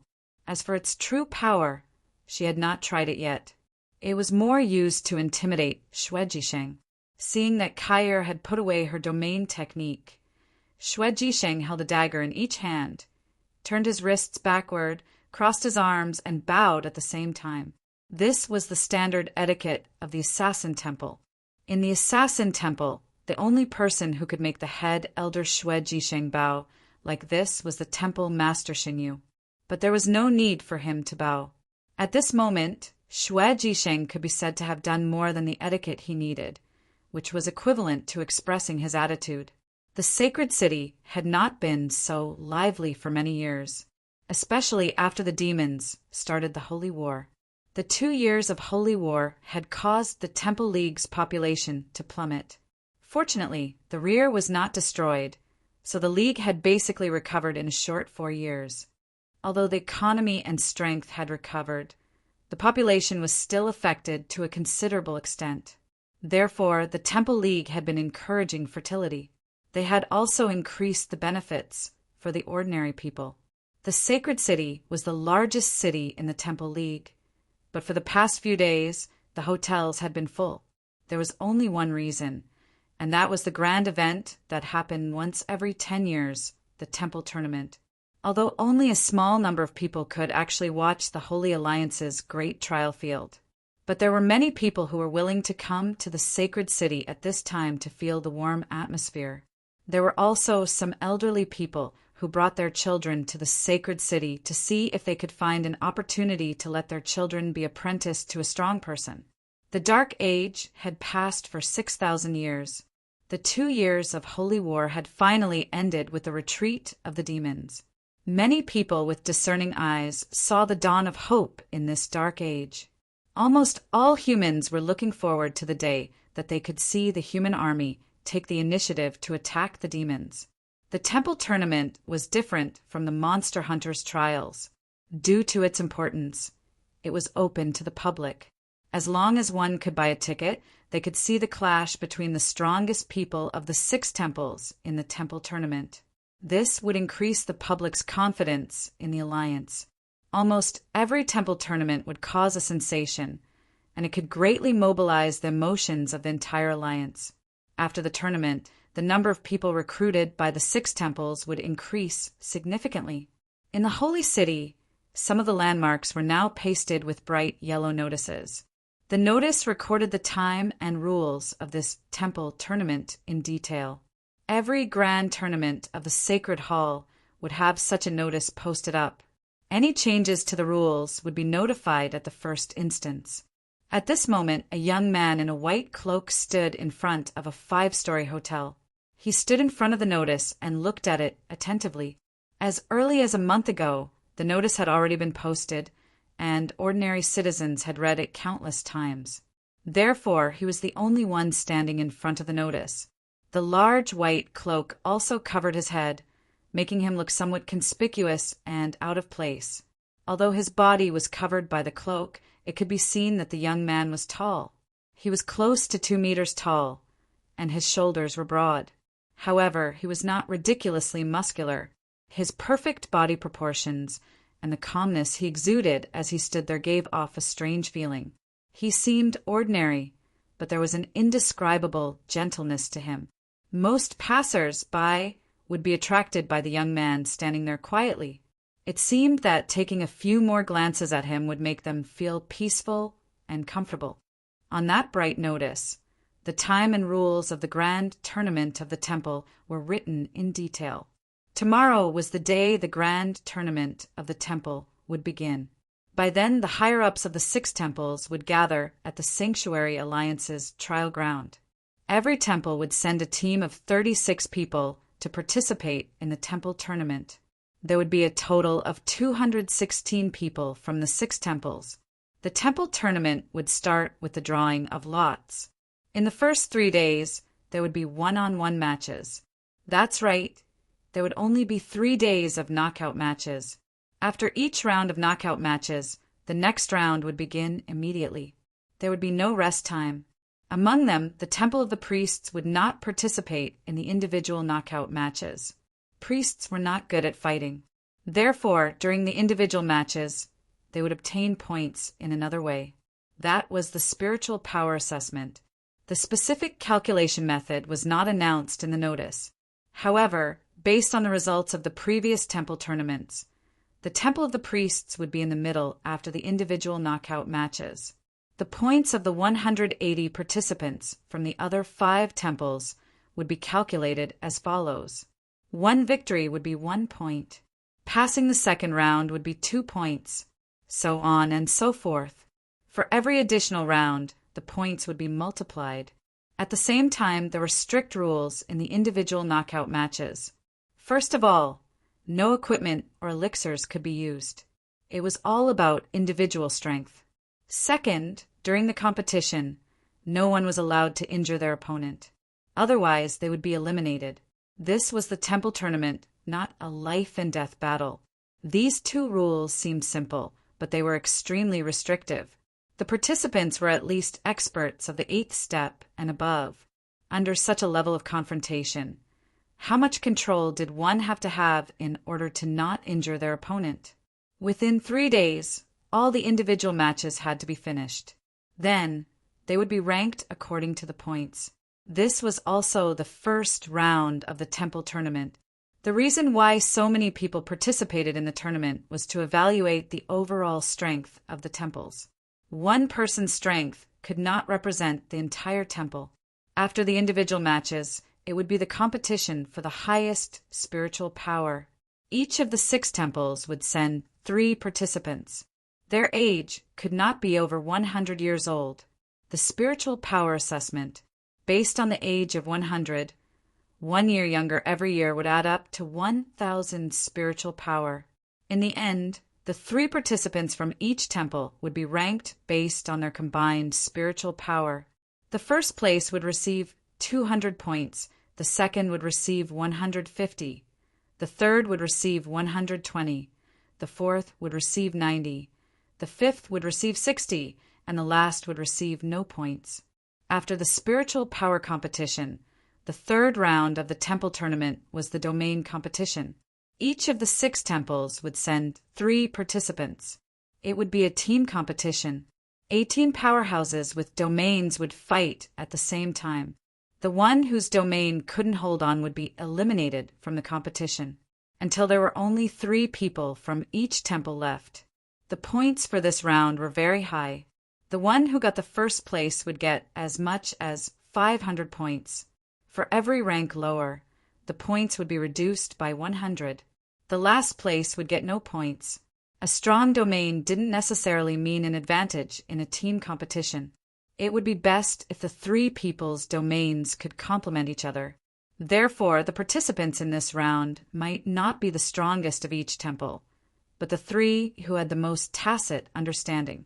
In the last temple tournament, the Knights Templars relied on the Knight of the Seal Yang Haohin of defense and coordination, the Knight of the Seal Long Tianyin of control and restraint, and the Knight of the Seal Long Xingwu of judgment and judgment.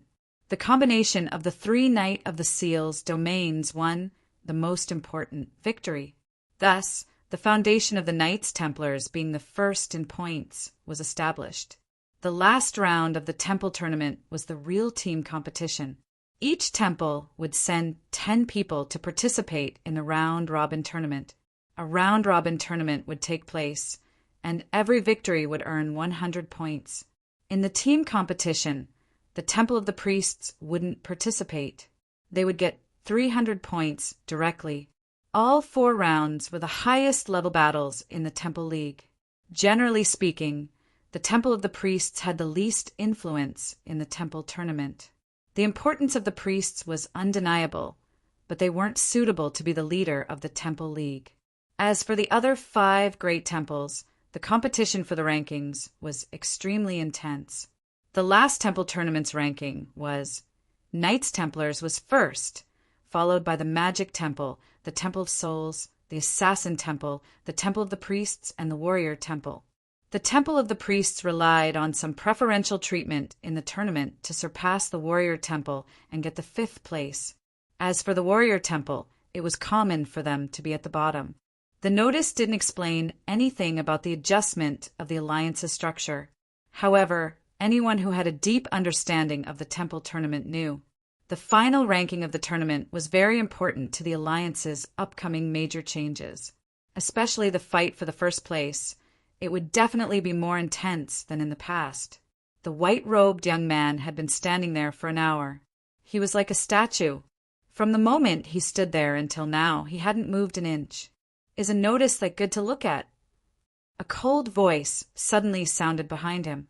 A woman in a green magic robe walked over slowly. The woman was very beautiful.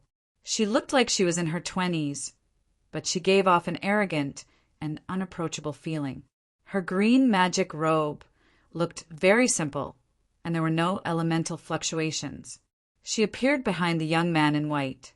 A faint green light that was hard to see with the naked eye quietly surged and pushed toward the young man in white from behind. This female sorcerer was the magic temple master, Li Jingji's only disciple, Tan Wan. For more than 4 years, Tan Wan had been training hard. With Li Jingji's full guidance and all kinds of resources from the magic temple, her training could be said to have advanced by leaps and bounds. Xian Yuanyan, who used to be famous with her, was now far behind. Now her cultivation had broken through to the 8th level, and she had learned many of the powerful wind magic that Li Jingji had created. In this temple tournament, she would also represent the magic temple in the individual competition. At her age, this was definitely a great honor. Chapter 238. Tan Wan had been in the Holy City for some time. In order to achieve something in the temple competition, she was in the final sprint. The competition was about to start tomorrow, but Li Jingji insisted that she had to come out for a walk to relax. She then walked out of the Sanctuary Alliance's headquarters and wandered outside. Just now, she accidentally saw the young man in white standing in front of the notice. With her keen perception of magical elements, she immediately noticed the unusual side of the young man in white. It was a very special feeling. He stood there and looked like a human, but in her perception, this man was like a ball of light, a ball of gentle light, without any physical existence. The gentle light gave people a special kind of calmness. It was very comfortable, even because of the urgency of the competition. After seeing the back of the young man, she relaxed a lot. This was obviously not something that an ordinary person could have. The characteristics of the young man attracted Tan Wan to a great extent. She then walked over and tried to test him. Without a doubt, this must be a strong person with the light element. From his simple clothes, he should not be a sorcerer. Could he be a priest? If he was a warrior, an assassin, or a knight, the light element should not be so gentle. But what happened next caused her heart to tremble fiercely. The wind element that she released was not strong. Her purpose was to break the silence of the young man in white standing there.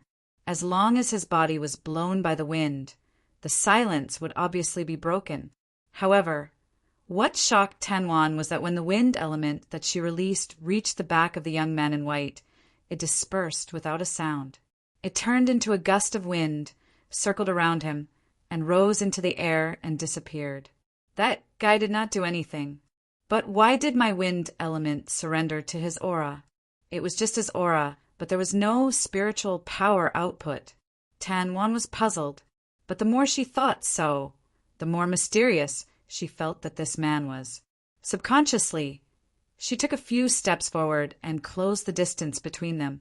Tan Wan raised her hand and patted the back of the young man in white. After all, she did not have any evil intentions. This time, there was no wind element in her hand, but spiritual power was stored in the palm of her hand. With her current cultivation, she did not need to chant to cast a powerful magic at any time. But this time the young man moved. His body flickered and shifted 3 feet horizontally, causing Tan Wan's palm to hit empty air. The white-robed youth also turned around. "Long time no see, Tan Wan." The young man was tall, so when he turned around, Tan Wan naturally saw his face. Her body trembled violently, and her eyes became lifeless in an instant. It was an excessively handsome face. His long golden hair was neatly tied behind his head, and a pair of clear golden eyes without any impurities carried a gentle smile. His smile was so pure, just like the aura he exuded. Yes, after nearly 5 years, he had grown taller, calmer, and more mature. His face was a little more resolute, and he no longer looked like he did 5 years ago. If Tan Wan had to describe his temperament, she could only think of the word perfect. It's him. How could it be him? Didn't he disappear a long time ago? Tan Wan's memory of this handsome face was too deep. Didn't she cultivate with all her might for more than 4 years, so that she could surpass him one day? The missing him had appeared. When he really appeared in front of her, Tan Wan realized that her heartbeat was clearly speeding up. This man who seemed to be light himself, what kind of existence did he have in her heart? "Send my regards to Temple Master Li." The white-robed youth nodded at Tan Wan and walked away slowly. Tan Wan stood there in a daze for a few seconds before she suddenly turned around, but the white figure had completely disappeared. Is it him? Is it really him? I'm not dreaming, am I? Tan Wan muttered to herself. She had imagined the scene when they would meet again many times. Wasn't the goal of her hard work in cultivation to catch up to his pace? However, when she really saw him again, she suddenly realized that the distance between them seemed to have widened. Why did she feel as if she was looking at her teacher when she looked at him? It was just that her teacher's profoundness was more direct, while his mysteriousness was more distant. If it was really him, then what about her teacher's plan? Thinking of this, Tan Wan's expression suddenly changed. She turned around and ran almost without hesitation. She cast the phoenix soaring skill on herself and turned into a ray of green light, instantly disappearing. Early morning. Dawn gradually rose from the far east. When the white light had just taken over the control of the dark blue sky, the sacred city was already a bustling scene. Around the Sanctuary Alliance's test field, other than a few specialized passageways, was already crowded. Among the people, most of them could only stay outside. However, at the periphery of the Sanctuary Alliance's test field, there would be 10 magic crystal screens broadcasting the situation of the Sanctuary Alliance's major competition in real time.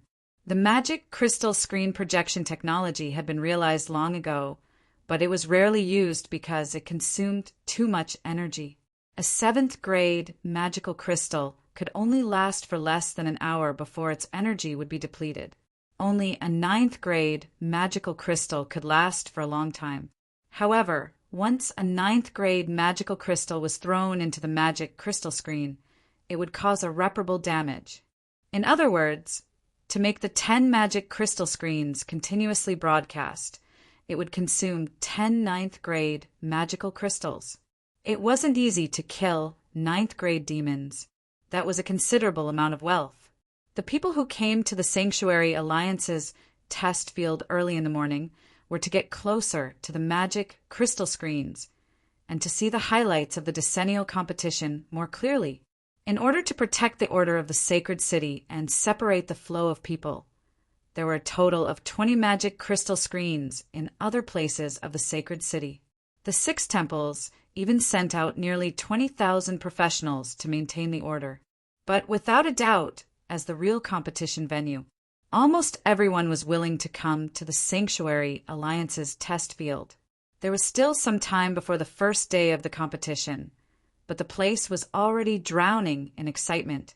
Some people even set up all kinds of bets in private. Some bet on the points of the 6 temples in the first round. Some bet on the ranking of the 6 temples in the first round, and some bet on the champion of the first round. All of them were different. Regarding such a situation, the Alliance could only turn a blind eye. After all, it couldn't be banned at all. But the Alliance wouldn't set up their own bets. After all, the competition was conducted in the 6 alliances. If the Alliance set up bets, it would definitely be seen as manipulating the competition. Today was a good day. There were only a few cotton-like clouds in the sky. Most of the places were covered in azure blue. As the sun rose, the refreshing air gave people a refreshing feeling. The sun rose, and the light shone on the land. After an hour, the 6 doors of the Sanctuary Alliance's test field opened. After a strict examination of the admission qualifications, the audience started to enter. Those who could enter the Sanctuary Alliance's test field to watch the competition had either spent a lot of money or made great contributions to the Alliance. Even if it was just to watch the competition, it was enough to make the ordinary people envious. The 2 ladies quickly attracted the attention of the surrounding people because they were too beautiful. The lady in the red dress had a hot body and an enchanting appearance, but she had a pair of extremely clear eyes. The lady in the white dress next to her was delicate and pure, as if she didn't belong to the mortal world. Wow, it's endless night and foam linger. Someone recognized them. That's right. The 2 beautiful ladies were the current rulers of the Sanctuary Alliance auction field. Not only were they beautiful, but they also possessed great wealth and power. To most of the men, the most important thing was that they weren't married yet. In an instant, the shouts of their names became a wave that resounded in the sky. Endless Night smiled and kept greeting the surrounding people. As for Fonglinger, she was much quieter. She just walked forward silently. The difference in the appearance and character of the two ladies made the people even more crazy. It was a pity that there was a barrier formed by the elites from the 6 temples in front of them. It was impossible for them to barge through, until the two ladies disappeared at the entrance of the Sanctuary Alliance's test field. The excited people gradually quietened down. The audience only had an hour to enter the venue. They wouldn't wait after that.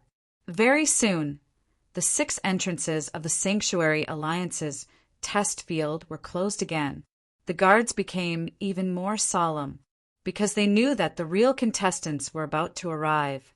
At that moment, at the side of the Sanctuary Alliance's test field, a group of strange people came to the entrance of the Knights' test field. There was a total of 10 of them. All of them were wearing white cloaks that covered their heads. They went straight to the entrance of the Knights' test field. The person in charge of the entrance was a rank 8 knight wearing a mithril foundation armor. Seeing that there were people walking over, he couldn't help but frown. What's wrong with the people at the entrance? It's already past time. Why are they letting people in? He raised his hand and stopped the people in front of him. However, very soon he understood why these people were able to come to him. A golden token appeared in front of him. The mithril foundation knight crossed his right fist in front of his chest and gave a standard knight salute. He made an exception and opened the door to let them in. Many people saw this, but they didn't think much of it. To them, it was obvious that they were from the Knights Templars. After this small interlude, the scene that really stirred up the entire city happened. 6 teams appeared from 6 different paths at almost the same time. 36 knights, 36 magicians, 36 assassins, 36 warriors, 36 summoners, and 36 priests. They appeared at the entrance of their respective test fields at the same time. They were all wearing their own temple's signature equipment. The most eye-catching was still the Knights Templars. The person at the front was tall. His azure armor exuded an unparalleled, powerful aura. That was the armor of the throne of God of order and law. Behind him, there was a knight on a golden pedestal. The golden light dazzled the eyes of the people. The Knights Templars contestants were here. The Knight of the Seal, Long Tianin, led the 35 knight on a golden pedestal. It could be said that this was the strongest strength of the Knights Templars. Some of the knight on a golden pedestal at the front were also exuding an orange-red, epic-level glow. In an instant, the cheers of the people reached the climax. In their lives, how many opportunities did they have to see artifacts, epic-level equipment, and legendary-level equipment at the same time? How could they not be excited? Cheers appeared in almost every corner of Sacred City. The powerhouses of the 6 temples entered the Sanctuary Alliance test field at the same time. The temple competition was finally about to begin. Inside the Sanctuary Alliance test field, this place was different from the Monster Hunters trial field. During the Monster Hunters trial field, the Sanctuary Alliance test field was divided into 6 areas, each belonging to a temple. Now, the divided areas had been completely unified. The interior of the huge training field was completely connected. Anyone who entered would definitely be shocked by its magnificence. There were 6 VIP stands in 6 directions. They were located high up and could overlook the test field from the sky. Don't think that this was just a place to watch the competition. Those who could enter the VIP stands were all powerhouses or influential figures in the Alliance. This was because they still had an important mission on their shoulders. That was to form a defensive shield through the magical array on the VIP stands to protect the Sanctuary Alliance test field. Those who participated in the temple competition were at least rank 8 powerhouses. How terrifying would the spiritual power ripples produced when they collided? Without the protection of a strong enough shield, the Sanctuary Alliance test field would probably be torn apart in a few rounds. Other than the VIP stands, there were resting areas for the contestants in each direction of the 6 temples. After the 36 contestants from each temple entered the test field, they returned to their respective areas and waited for the official start of the temple competition. All contestants from the 6 temples have entered the test field. Chief Referee, please give your instructions. A sonorous voice was heard from the VIP stand of the Knights Templars. Then a sonorous voice shouted, "Close the doors. No one is allowed to enter or leave before the competition ends." Yes, with a sonorous sound, the 6 doors slowly closed. Each of them was guarded by a rank 8 powerhouse from each temple. The sonorous voice said, "I am Chun Zidian, Chief Referee for this temple competition. The judges for this competition will be 54 demon hunters. Everything will be based on the principle of fairness and justice. The rules have been announced, so I will not say anything more. All contestants for the first round are in position. The lot drawing ceremony is about to begin." Chun Zidian, Human Legend, leader of the fallen demon monster hunters. Chapter 239. When Chun Zidian's name appeared in the Sanctuary Alliance's great trial field, all the contestants from the 6 major temples stood up and saluted in the direction of the Knights Templars VIP stand. The fallen of the demon god monster hunters represented the true pinnacle of human monster hunters. Chun Zidian, as the leader of the fallen of the demon god, had led the fallen of the demon god on the battlefield for 300 years. Almost with the strength of a team of monster hunters, they had greatly restricted the demon emperor. Their contributions to the alliance could not be described as meritorious deeds. With the appearance of this legendary human being as the chief judge of this year's competition, no one dared to raise any objections. Even now, the other members of the fallen of the demon god were still among the demons. Some were even hiding in Demonic City, watching the demon emperor's movements. On the magic temple's side, Li Jingji's face was a little gloomy. He naturally did not dare to have any objections to Chun Zidian. It was not about strength, but about respect. Chun Zidian could be said to be the person with the highest seniority in the Temple League. With him as the chief judge, no one could raise any objections. Moreover, he would definitely be fair and impartial in the enforcement of the law. What made Li Jingji's face sour was that just yesterday he had heard a name from Tanwan, a name that should not have affected him, but now it had affected his mood. He was back. More than 4 years ago, he was already at the 8th rank.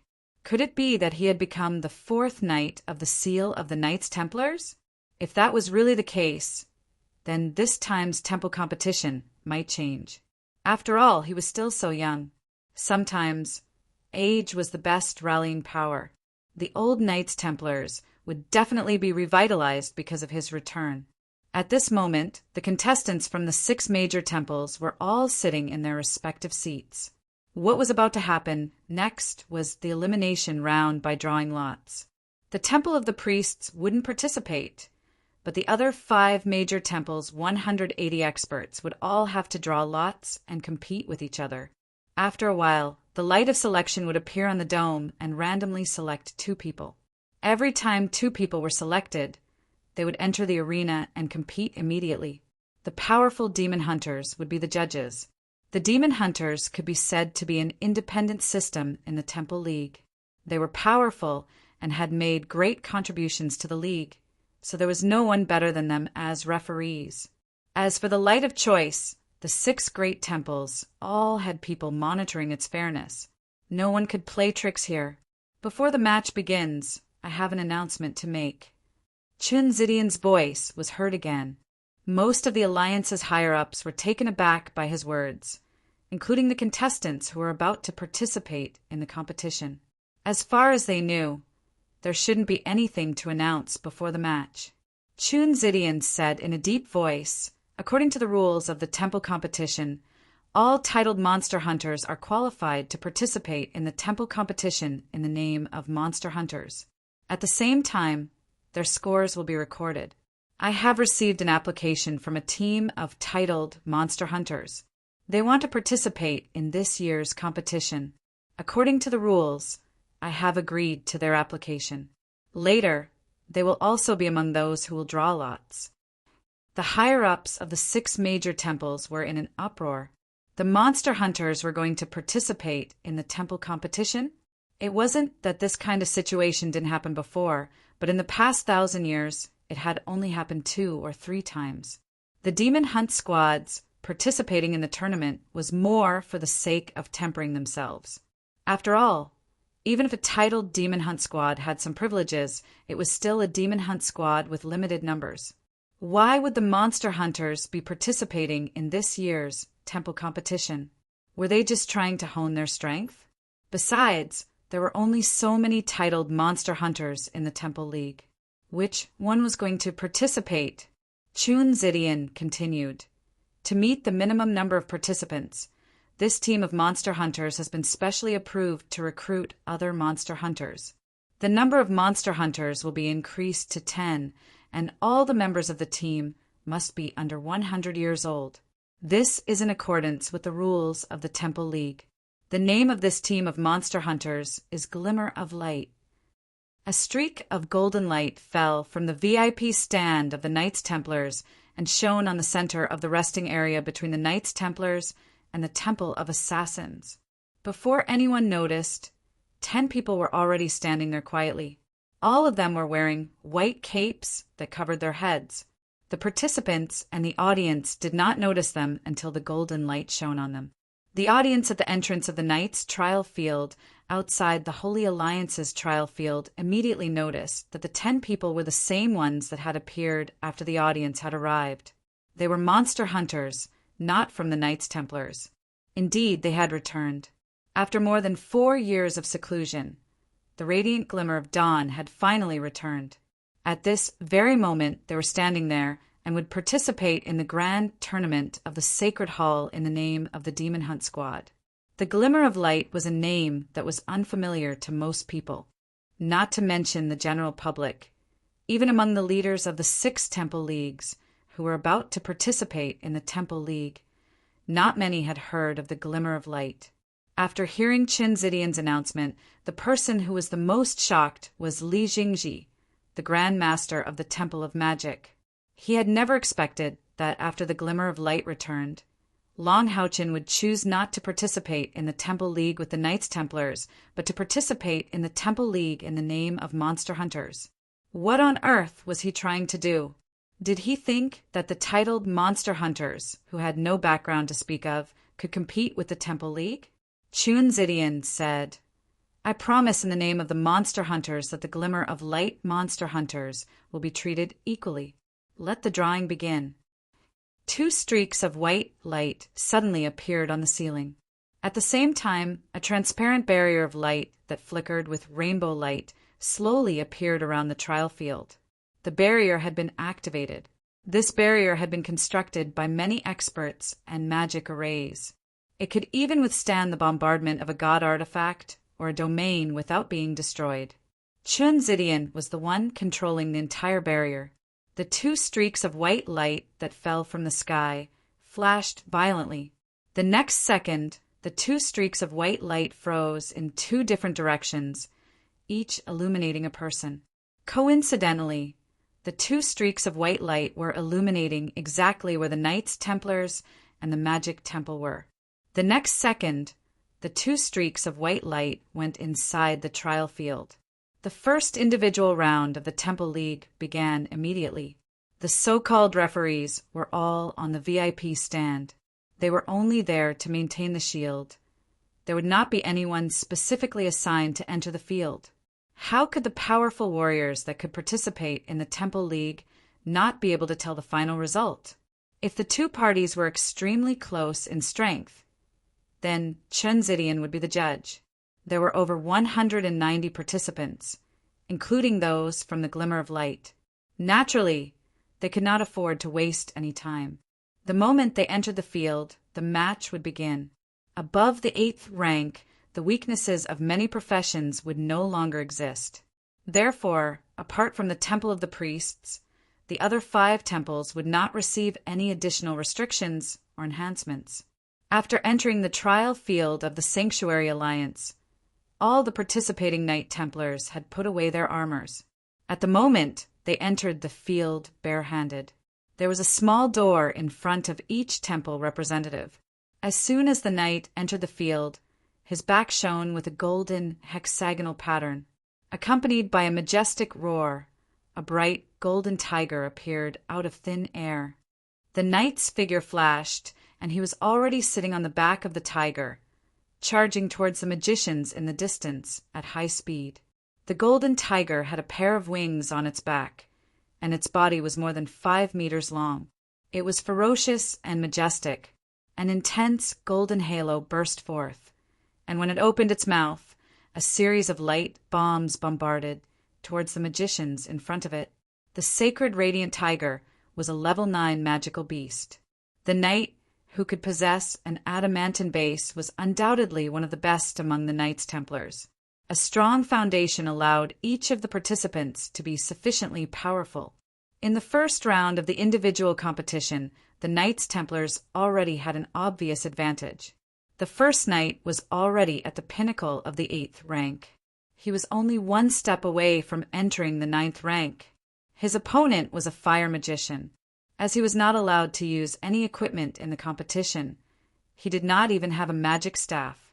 His right hand pointed in the air, and he quickly drew a few complicated mage webs. Accompanied by a violent roar, a giant flaming bear appeared out of thin air in front of him. Its giant paws smashed the light bombs, and it rushed towards the knight with large strides. This was not a summoner's summoning spell, as it was not summoning a magical beast, but an elemental summoning beast that was condensed from the fire element. The elemental summoning beast was also an ability unique to level 8 magicians. It had the advantages of strong explosive power, strong endurance in battle, and easy to command. The disadvantage was that it consumed a lot of spiritual power.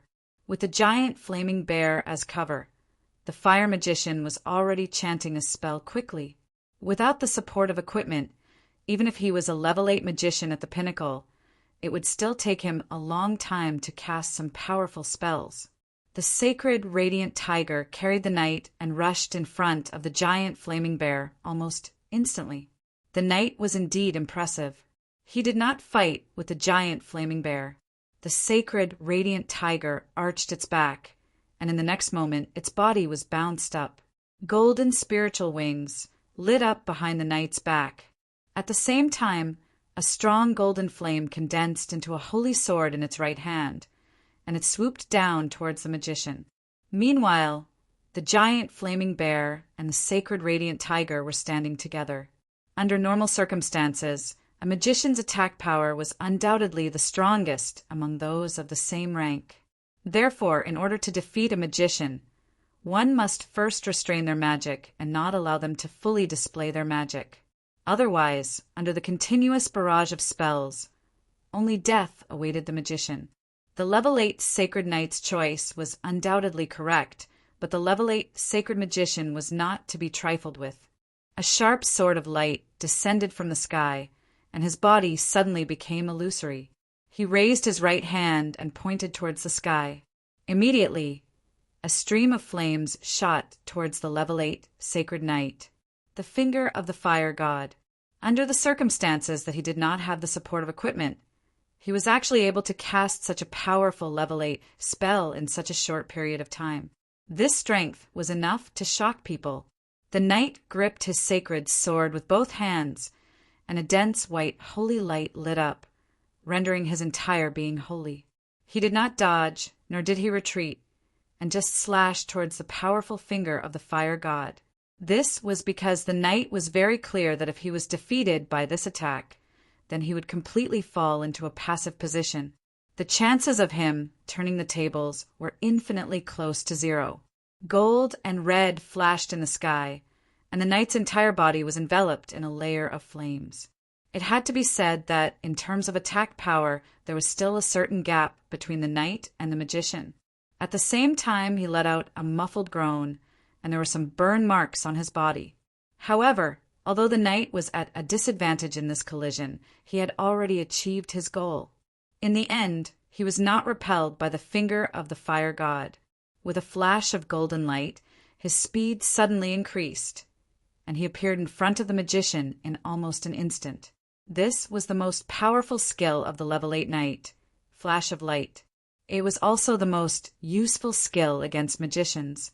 Using it at this distance, it would be very difficult for the magician to stop him from approaching. Judgment. The knight shouted.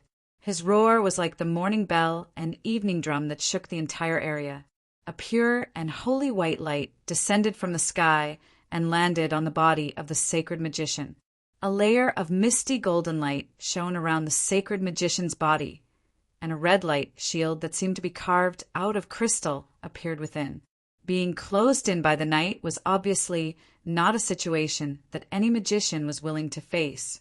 The sacred magician stretched out his right hand in front of his chest, relying on defensive magic to resist the power of the half-trial light. At the same time, he pushed his right hand forward, and a ball of intense red light condensed into a ball, fiercely blasting towards the holy knight. After reaching the level 8 level, close combat magicians were no longer that weak because they had many defensive magic and instantaneous magic. As long as they focused, it wasn't completely impossible. However, the holy knight was already in front of the sacred magician. How could he be repelled by this attack? He suddenly stomped his right foot on the ground, and at the same time, the holy sword in his hand suddenly split into two. His body forcibly crashed into that ball of fire.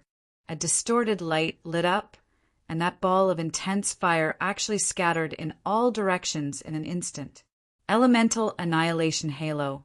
Under the successive attacks, the Holy Knight actually released the Light of Judgment and the Elemental Annihilation Halo. He was a knight. He hadn't even reached the level 9 level yet. So how could he release these powerful skills so quickly?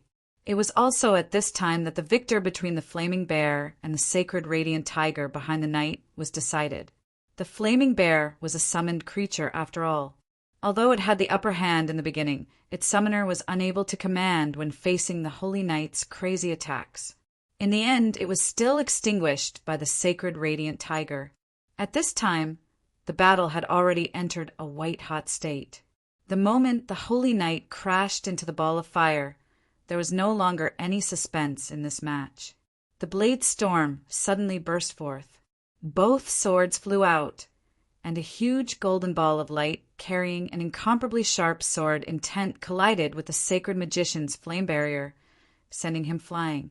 The instant he was sent flying, the light of judgment finally broke through his defense in coordination with the blade storm. The match is over. The knight wins. Return to your seats. Chun Zidian's dignified voice sounded. The magician wasn't injured, but his face was full of shame. He had indeed lost, because the true power of the blade storm wasn't to send him flying, but to absorb and sustain his attacks. If it wasn't for the disciplinary knight being lenient, then his life would have definitely ended under the blade storm. A ball of golden light jumped onto the knight's shoulder without anyone noticing.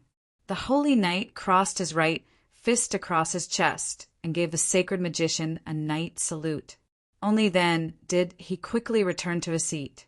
When the sacred magician saw the ball of golden light on the holy knight's shoulder, he suddenly realized that his loss wasn't unjust. This guy actually had a light elemental sprite.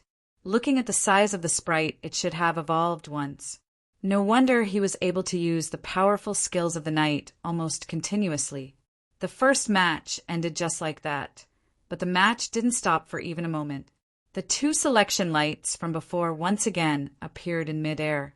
As the lights flickered, two contestants were quickly selected for the second match. Time was of the essence, and there was no room for delay. The match would naturally continue. When the two contestants returned to their seats, they could see that the sacred magician's seat had already dimmed, indicating that he had been eliminated. On the other hand, a golden light appeared above the holy knight's head, indicating that he had passed the first round. The great trial field of the Holy Alliance could be said to be filled with all kinds of mysteries. These strange scenes were the results of many years of research by the Temple League. The following matches were even more intense and intense. The experts of the 5 major temple took turns to enter the arena under the illumination of the selection lights. In the blink of an eye, 7 rounds had already passed. Among the 5 major temple, the Knights Templars had the greatest gains. They had sent out 3 people in succession, and all of them had won. The Warrior Temple had sent out the most people with a total of 5 people. However, they had lost 4 of their matches and became the stepping stones of the other temple palaces. However, this was just the beginning. There were a total of 190 participants in the individual competition. In the first round, there would be 95 matches. This wasn't even 1/10 of the number of participants. The following matches would only be more intense. In the process of the first round, the light of selection would do its best to separate the 5 major temple palaces so that they wouldn't kill each other. It was the same in the individual competition later on. Unless a certain temple had a considerable advantage in terms of numbers, they wouldn't easily clash with each other. The 8th round of the light of selection shone once again. Rays of light flickered, and one ray quickly shone on the assassin temple's camp, while the other ray accurately shone on the bright glimmer of Dawn Demon Hunt Squad that was calmly standing at one side of the field. This was also the first time the light of selection shone on the bright glimmer of Dawn Demon Hunt Squad, choosing the 3rd person on the left. As the light of Dawn Monster Hunter's camp didn't have a door to enter the arena, this demon hunter entered the arena from the Knights Templars camp. The Assassin Temple Palace's camp was close to the Knights Templars camp. As soon as the chosen assassin entered the arena, he immediately went into stealth mode. There were 7 matches in the competition. The Knights Templars had won 3 matches, while the other 4 major temple palaces had won 1 match each. However, the Warrior Temple Palaces was at a disadvantage because they had sent 5 people. As for the Assassin Temple Palaces, this was the 2nd assassin to fight. The previous assassin had already won, so this powerhouse assassin was full of confidence. Before entering the arena, the light of Dawn Monster Hunter's Demon Hunter took off his robe, revealing a set of clothes to show that he wasn't wearing any equipment. Seeing his appearance, both the spectators and the spectators couldn't help but let out cries of alarm, because this demon hunter from the bright glimmer of light Demon Hunt Squad was really too young. He looked to be in his 30s. He had sharp eyebrows and bright eyes. His face was resolute and handsome. He was tall and had broad shoulders and a broad back. More than half of the Knights Templars Knight on a golden pedestal recognized him. Upon seeing his appearance, someone couldn't help but exclaim, "Wen Zhao, it's Wen Zhao. Hasn't he been missing for a long time? He actually became a member of the Light of Dawn Monster Hunters?" That's right. The first representative of the Light of Dawn Monster Hunters was Yang Wen Zhao. Compared to 4 years ago, Yang Wen Zhao was much, much calmer. He was originally known for his calmness, but he was still arrogant. Now he was like a piece of ancient jade, calm and gentle. He had lost the sharpness of the past, but his calmness and magnanimity made many knight on a golden pedestal marvel. With a single step, Yang Wen Zhao entered the arena. A strange scene appeared. As he stepped in, a strange layer of golden light spread out from his body. Holy light barrier? Almost all the knight recognized this skill. However, Holy Light Barrier was too low level among the knight's skills. Was he actually using it in the temple tournament? Yang Wen Zhao was only in his early 30s. It was already shocking that he was able to participate in the temple tournament. However, using this skill right from the start was like pouring cold water on the heads of the Knights Templars. Although he didn't represent the Knights Templars, he was still Yang Haohen's grandson. As Yang Haohen was the previous leader, he couldn't participate in this temple tournament. To the powerful Knight Templars, Yang Haohen represented Yang Haohen.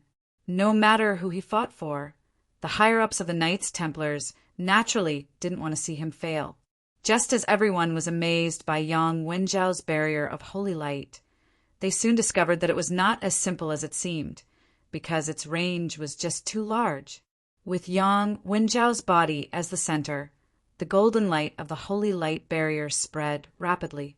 In the blink of an eye, it had already spread to an area with a diameter of 30 meters. At the same time, Yang Wenjiao spread his hands apart. 2 golden lights shone at the same time, and 2 holy swords appeared. The holy swords emitted a metallic luster, which fully demonstrated the power of the Lingang. Lingang? 8th rank. To be able to condense the Lingang into a blade, perhaps only the pinnacle of the 8th rank could do it. Moreover, looking at Yang Wenjiao's relaxed expression, it didn't seem to consume much of his energy. The pure white holy sword emitted a faint golden light, and Yang Wenjiao seemed to have entered a strange state. He took a step forward with his right foot, and his body was already hovering in midair.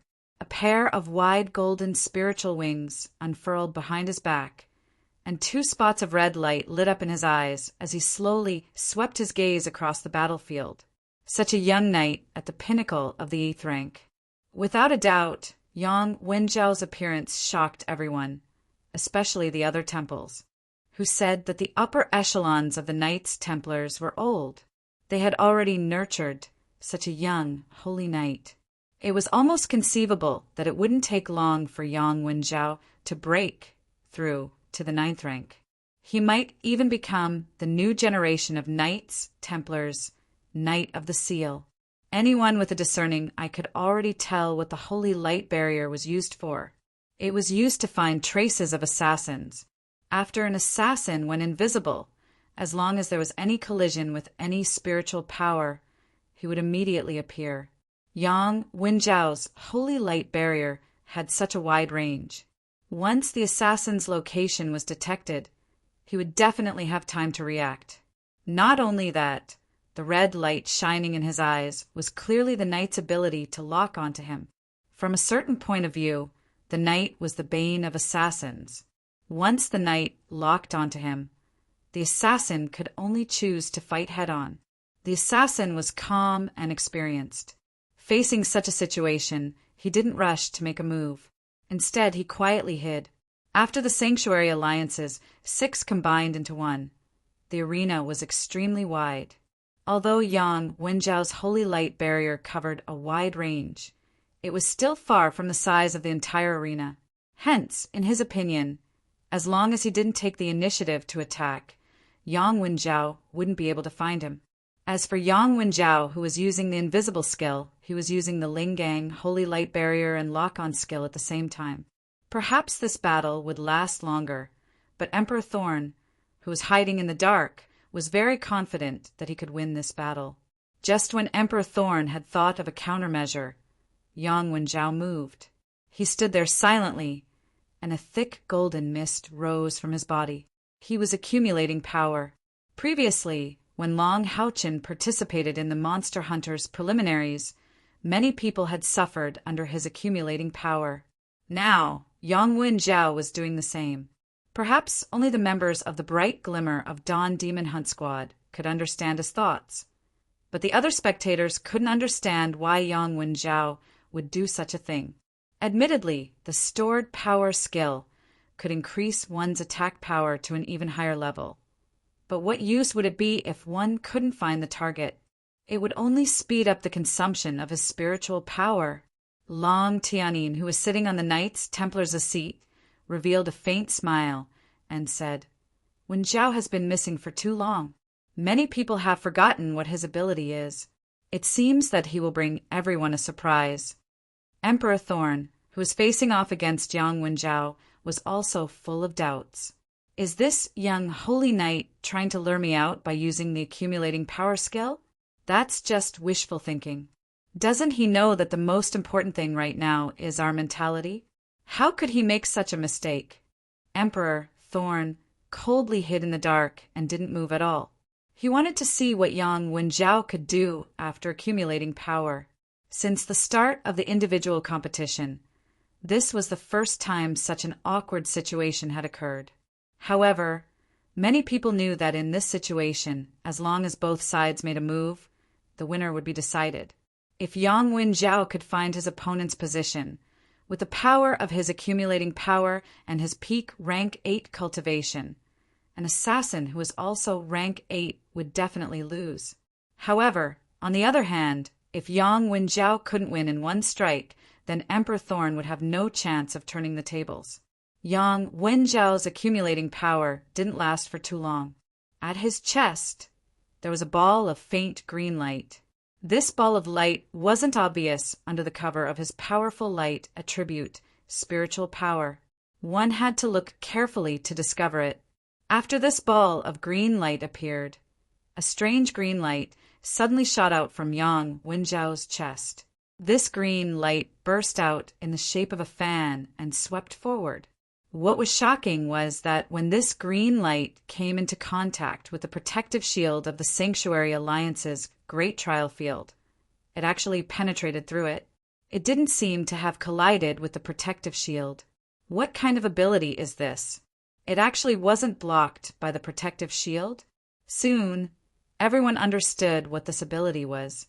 Yang Wenjiao stopped accumulating power, and his body made a half-turn. The green light that was released from his chest seemed to scan the entire field. The assassin who was hiding suddenly appeared in the green light under the scan. Then, a red light landed on his body. Night locked on. The wings on his back flapped. After accumulating power, Yang Wenjiao, who was like a golden lion, flashed at the speed of light and attacked head-on. When his powerful holy light shine landed on the assassin, Yang Wenjiao's Lingang's double sword slashed hard on both sides of the assassin's body. At the same time, he activated Holy Light Blast and sent the assassin flying. After hitting the protective shield, he bounced back. If the assassin had chosen to fight head-on, he might have had a chance. However, when Yang Wenjiao had finished accumulating power, if the double swords had slashed at him, he would definitely have died. I've lost. After saying these 3 words with difficulty, DCI, who was over 70 years old, felt like killing himself with a piece of tofu. It wasn't shameful to lose the competition. What was shameful was that he had lost before he could even display his strength. Obviously, he was deceived by Yang Wenjiao's youth and his previous actions. However, he didn't expect Yang Wenjiao to have a spiritual stove with a powerful detection ability. This was the spiritual stove that Yang Wenjiao had obtained during the Monster Hunter's trial when Long Haochen gave up the reward. Although this spiritual stove didn't have any offensive or defensive abilities, it had a natural restraint on assassins. Yang Wenjiao had used this spiritual stove to lead the monster hunters to achieve great results. Unfortunately, they had met the hands of the dragon rider demon god in the end. He had been missing for so long. It could be said that there were very few people who still remembered that he had this spiritual stove. Even the Knights Templars didn't know about it, let alone the assassin just now. As the first member of the Light of Dawn Monster Hunters, Yang Wenjiao brought a good start to the Light of Dawn. Li Zhengji's lips twitched as he watched Yang Wenjiao leave the arena and return to the Light of Dawn Monster Hunters. He was very clear that there were already 2 Knight Templars in the Light of Dawn Monster Hunters. Of course, he knew that Yang Wenjiao was Yang Haohen's grandson. However, in his eyes, Yang Wenjiao should be much weaker than Long Haochen. His strength had already reached the pinnacle of the 8th rank. In that case, what about Long Haochen? At this thought, Li Jingji couldn't help but look at the person standing on the leftmost side of the Light of Dawn Monster Hunters. Although Li Jingji couldn't see the person's face, from the gentle temperament he exuded and Tan Wan's report yesterday, he knew that that person should be Long Haochen. The fat on Li Jingji's face trembled slightly. He narrowed his eyes and thought to himself, Long Haochen, let's see how far you can go in this year's temple tournament. He didn't think that a team of monster hunters could possibly compete with the temple in the temple tournament. Could it be that Long Haochen didn't choose to return to the Knights Templars because he didn't want his teammates to return to the temple tournament to participate in the tournament? Until now, Li Jingji still couldn't figure out why Long Haochen would appear in the temple tournament in such a way. However, he was very clear that Long Haochen would return after 4 years and would definitely become his strongest competitor in the near future. Li Jingji had never underestimated Long Haochen because of his young age. The tournament continued, and the strength of the temple tournament began to shine. The 3 strongest temple tournament were still the Knights Templars, the Magic Temple, and the Soul Temple. The Warrior Temple and the Assassin Temple were obviously weaker. What was strange was that after a dozen more matches, no one from the Light of Dawn Monster Hunters was chosen. It wasn't until the 24th match that the light of choice shone on the members of the Light of Dawn Monster Hunters again. This time, the target of the light of choice was the tallest member of the Bright Glimmer of Dawn Demon Hunt Squad. It was also at this time that a young lady sitting on the VIP platform of the Warrior Temple suddenly stood up. Due to her excitement, her hands were trembling unceasingly. It was Feng Ling in white. As soon as Qin Zidian mentioned the light of dawn, Feng Ling froze on the VIP platform as if she was struck by lightning. Wasn't the light of dawn their team? After disappearing for more than 4 years, this bastard is finally back? This sudden news caused her mind to go blank. She stared unwaveringly at the tallest and strongest member of the Glimmer of Dawn Demon Hunt Squad. Her eyes didn't blink as tears rolled down her cheeks. Endless Night was sitting next to Feng Ling. As the representatives of the Sanctuary Alliance auction house, they naturally had the right to sit on the VIP platform. The shock of the Light of Dawn's name was no less than Feng Ling's. At this moment, she didn't know what to say to comfort Feng Ling. She could only hold her hand tightly and use her own warmth to comfort her. At this moment, the light of choice had chosen that person. It had chosen the guy who had made Feng Ling cry so many times over the past 4 years. Feng Ling couldn't control the agitation in her heart anymore.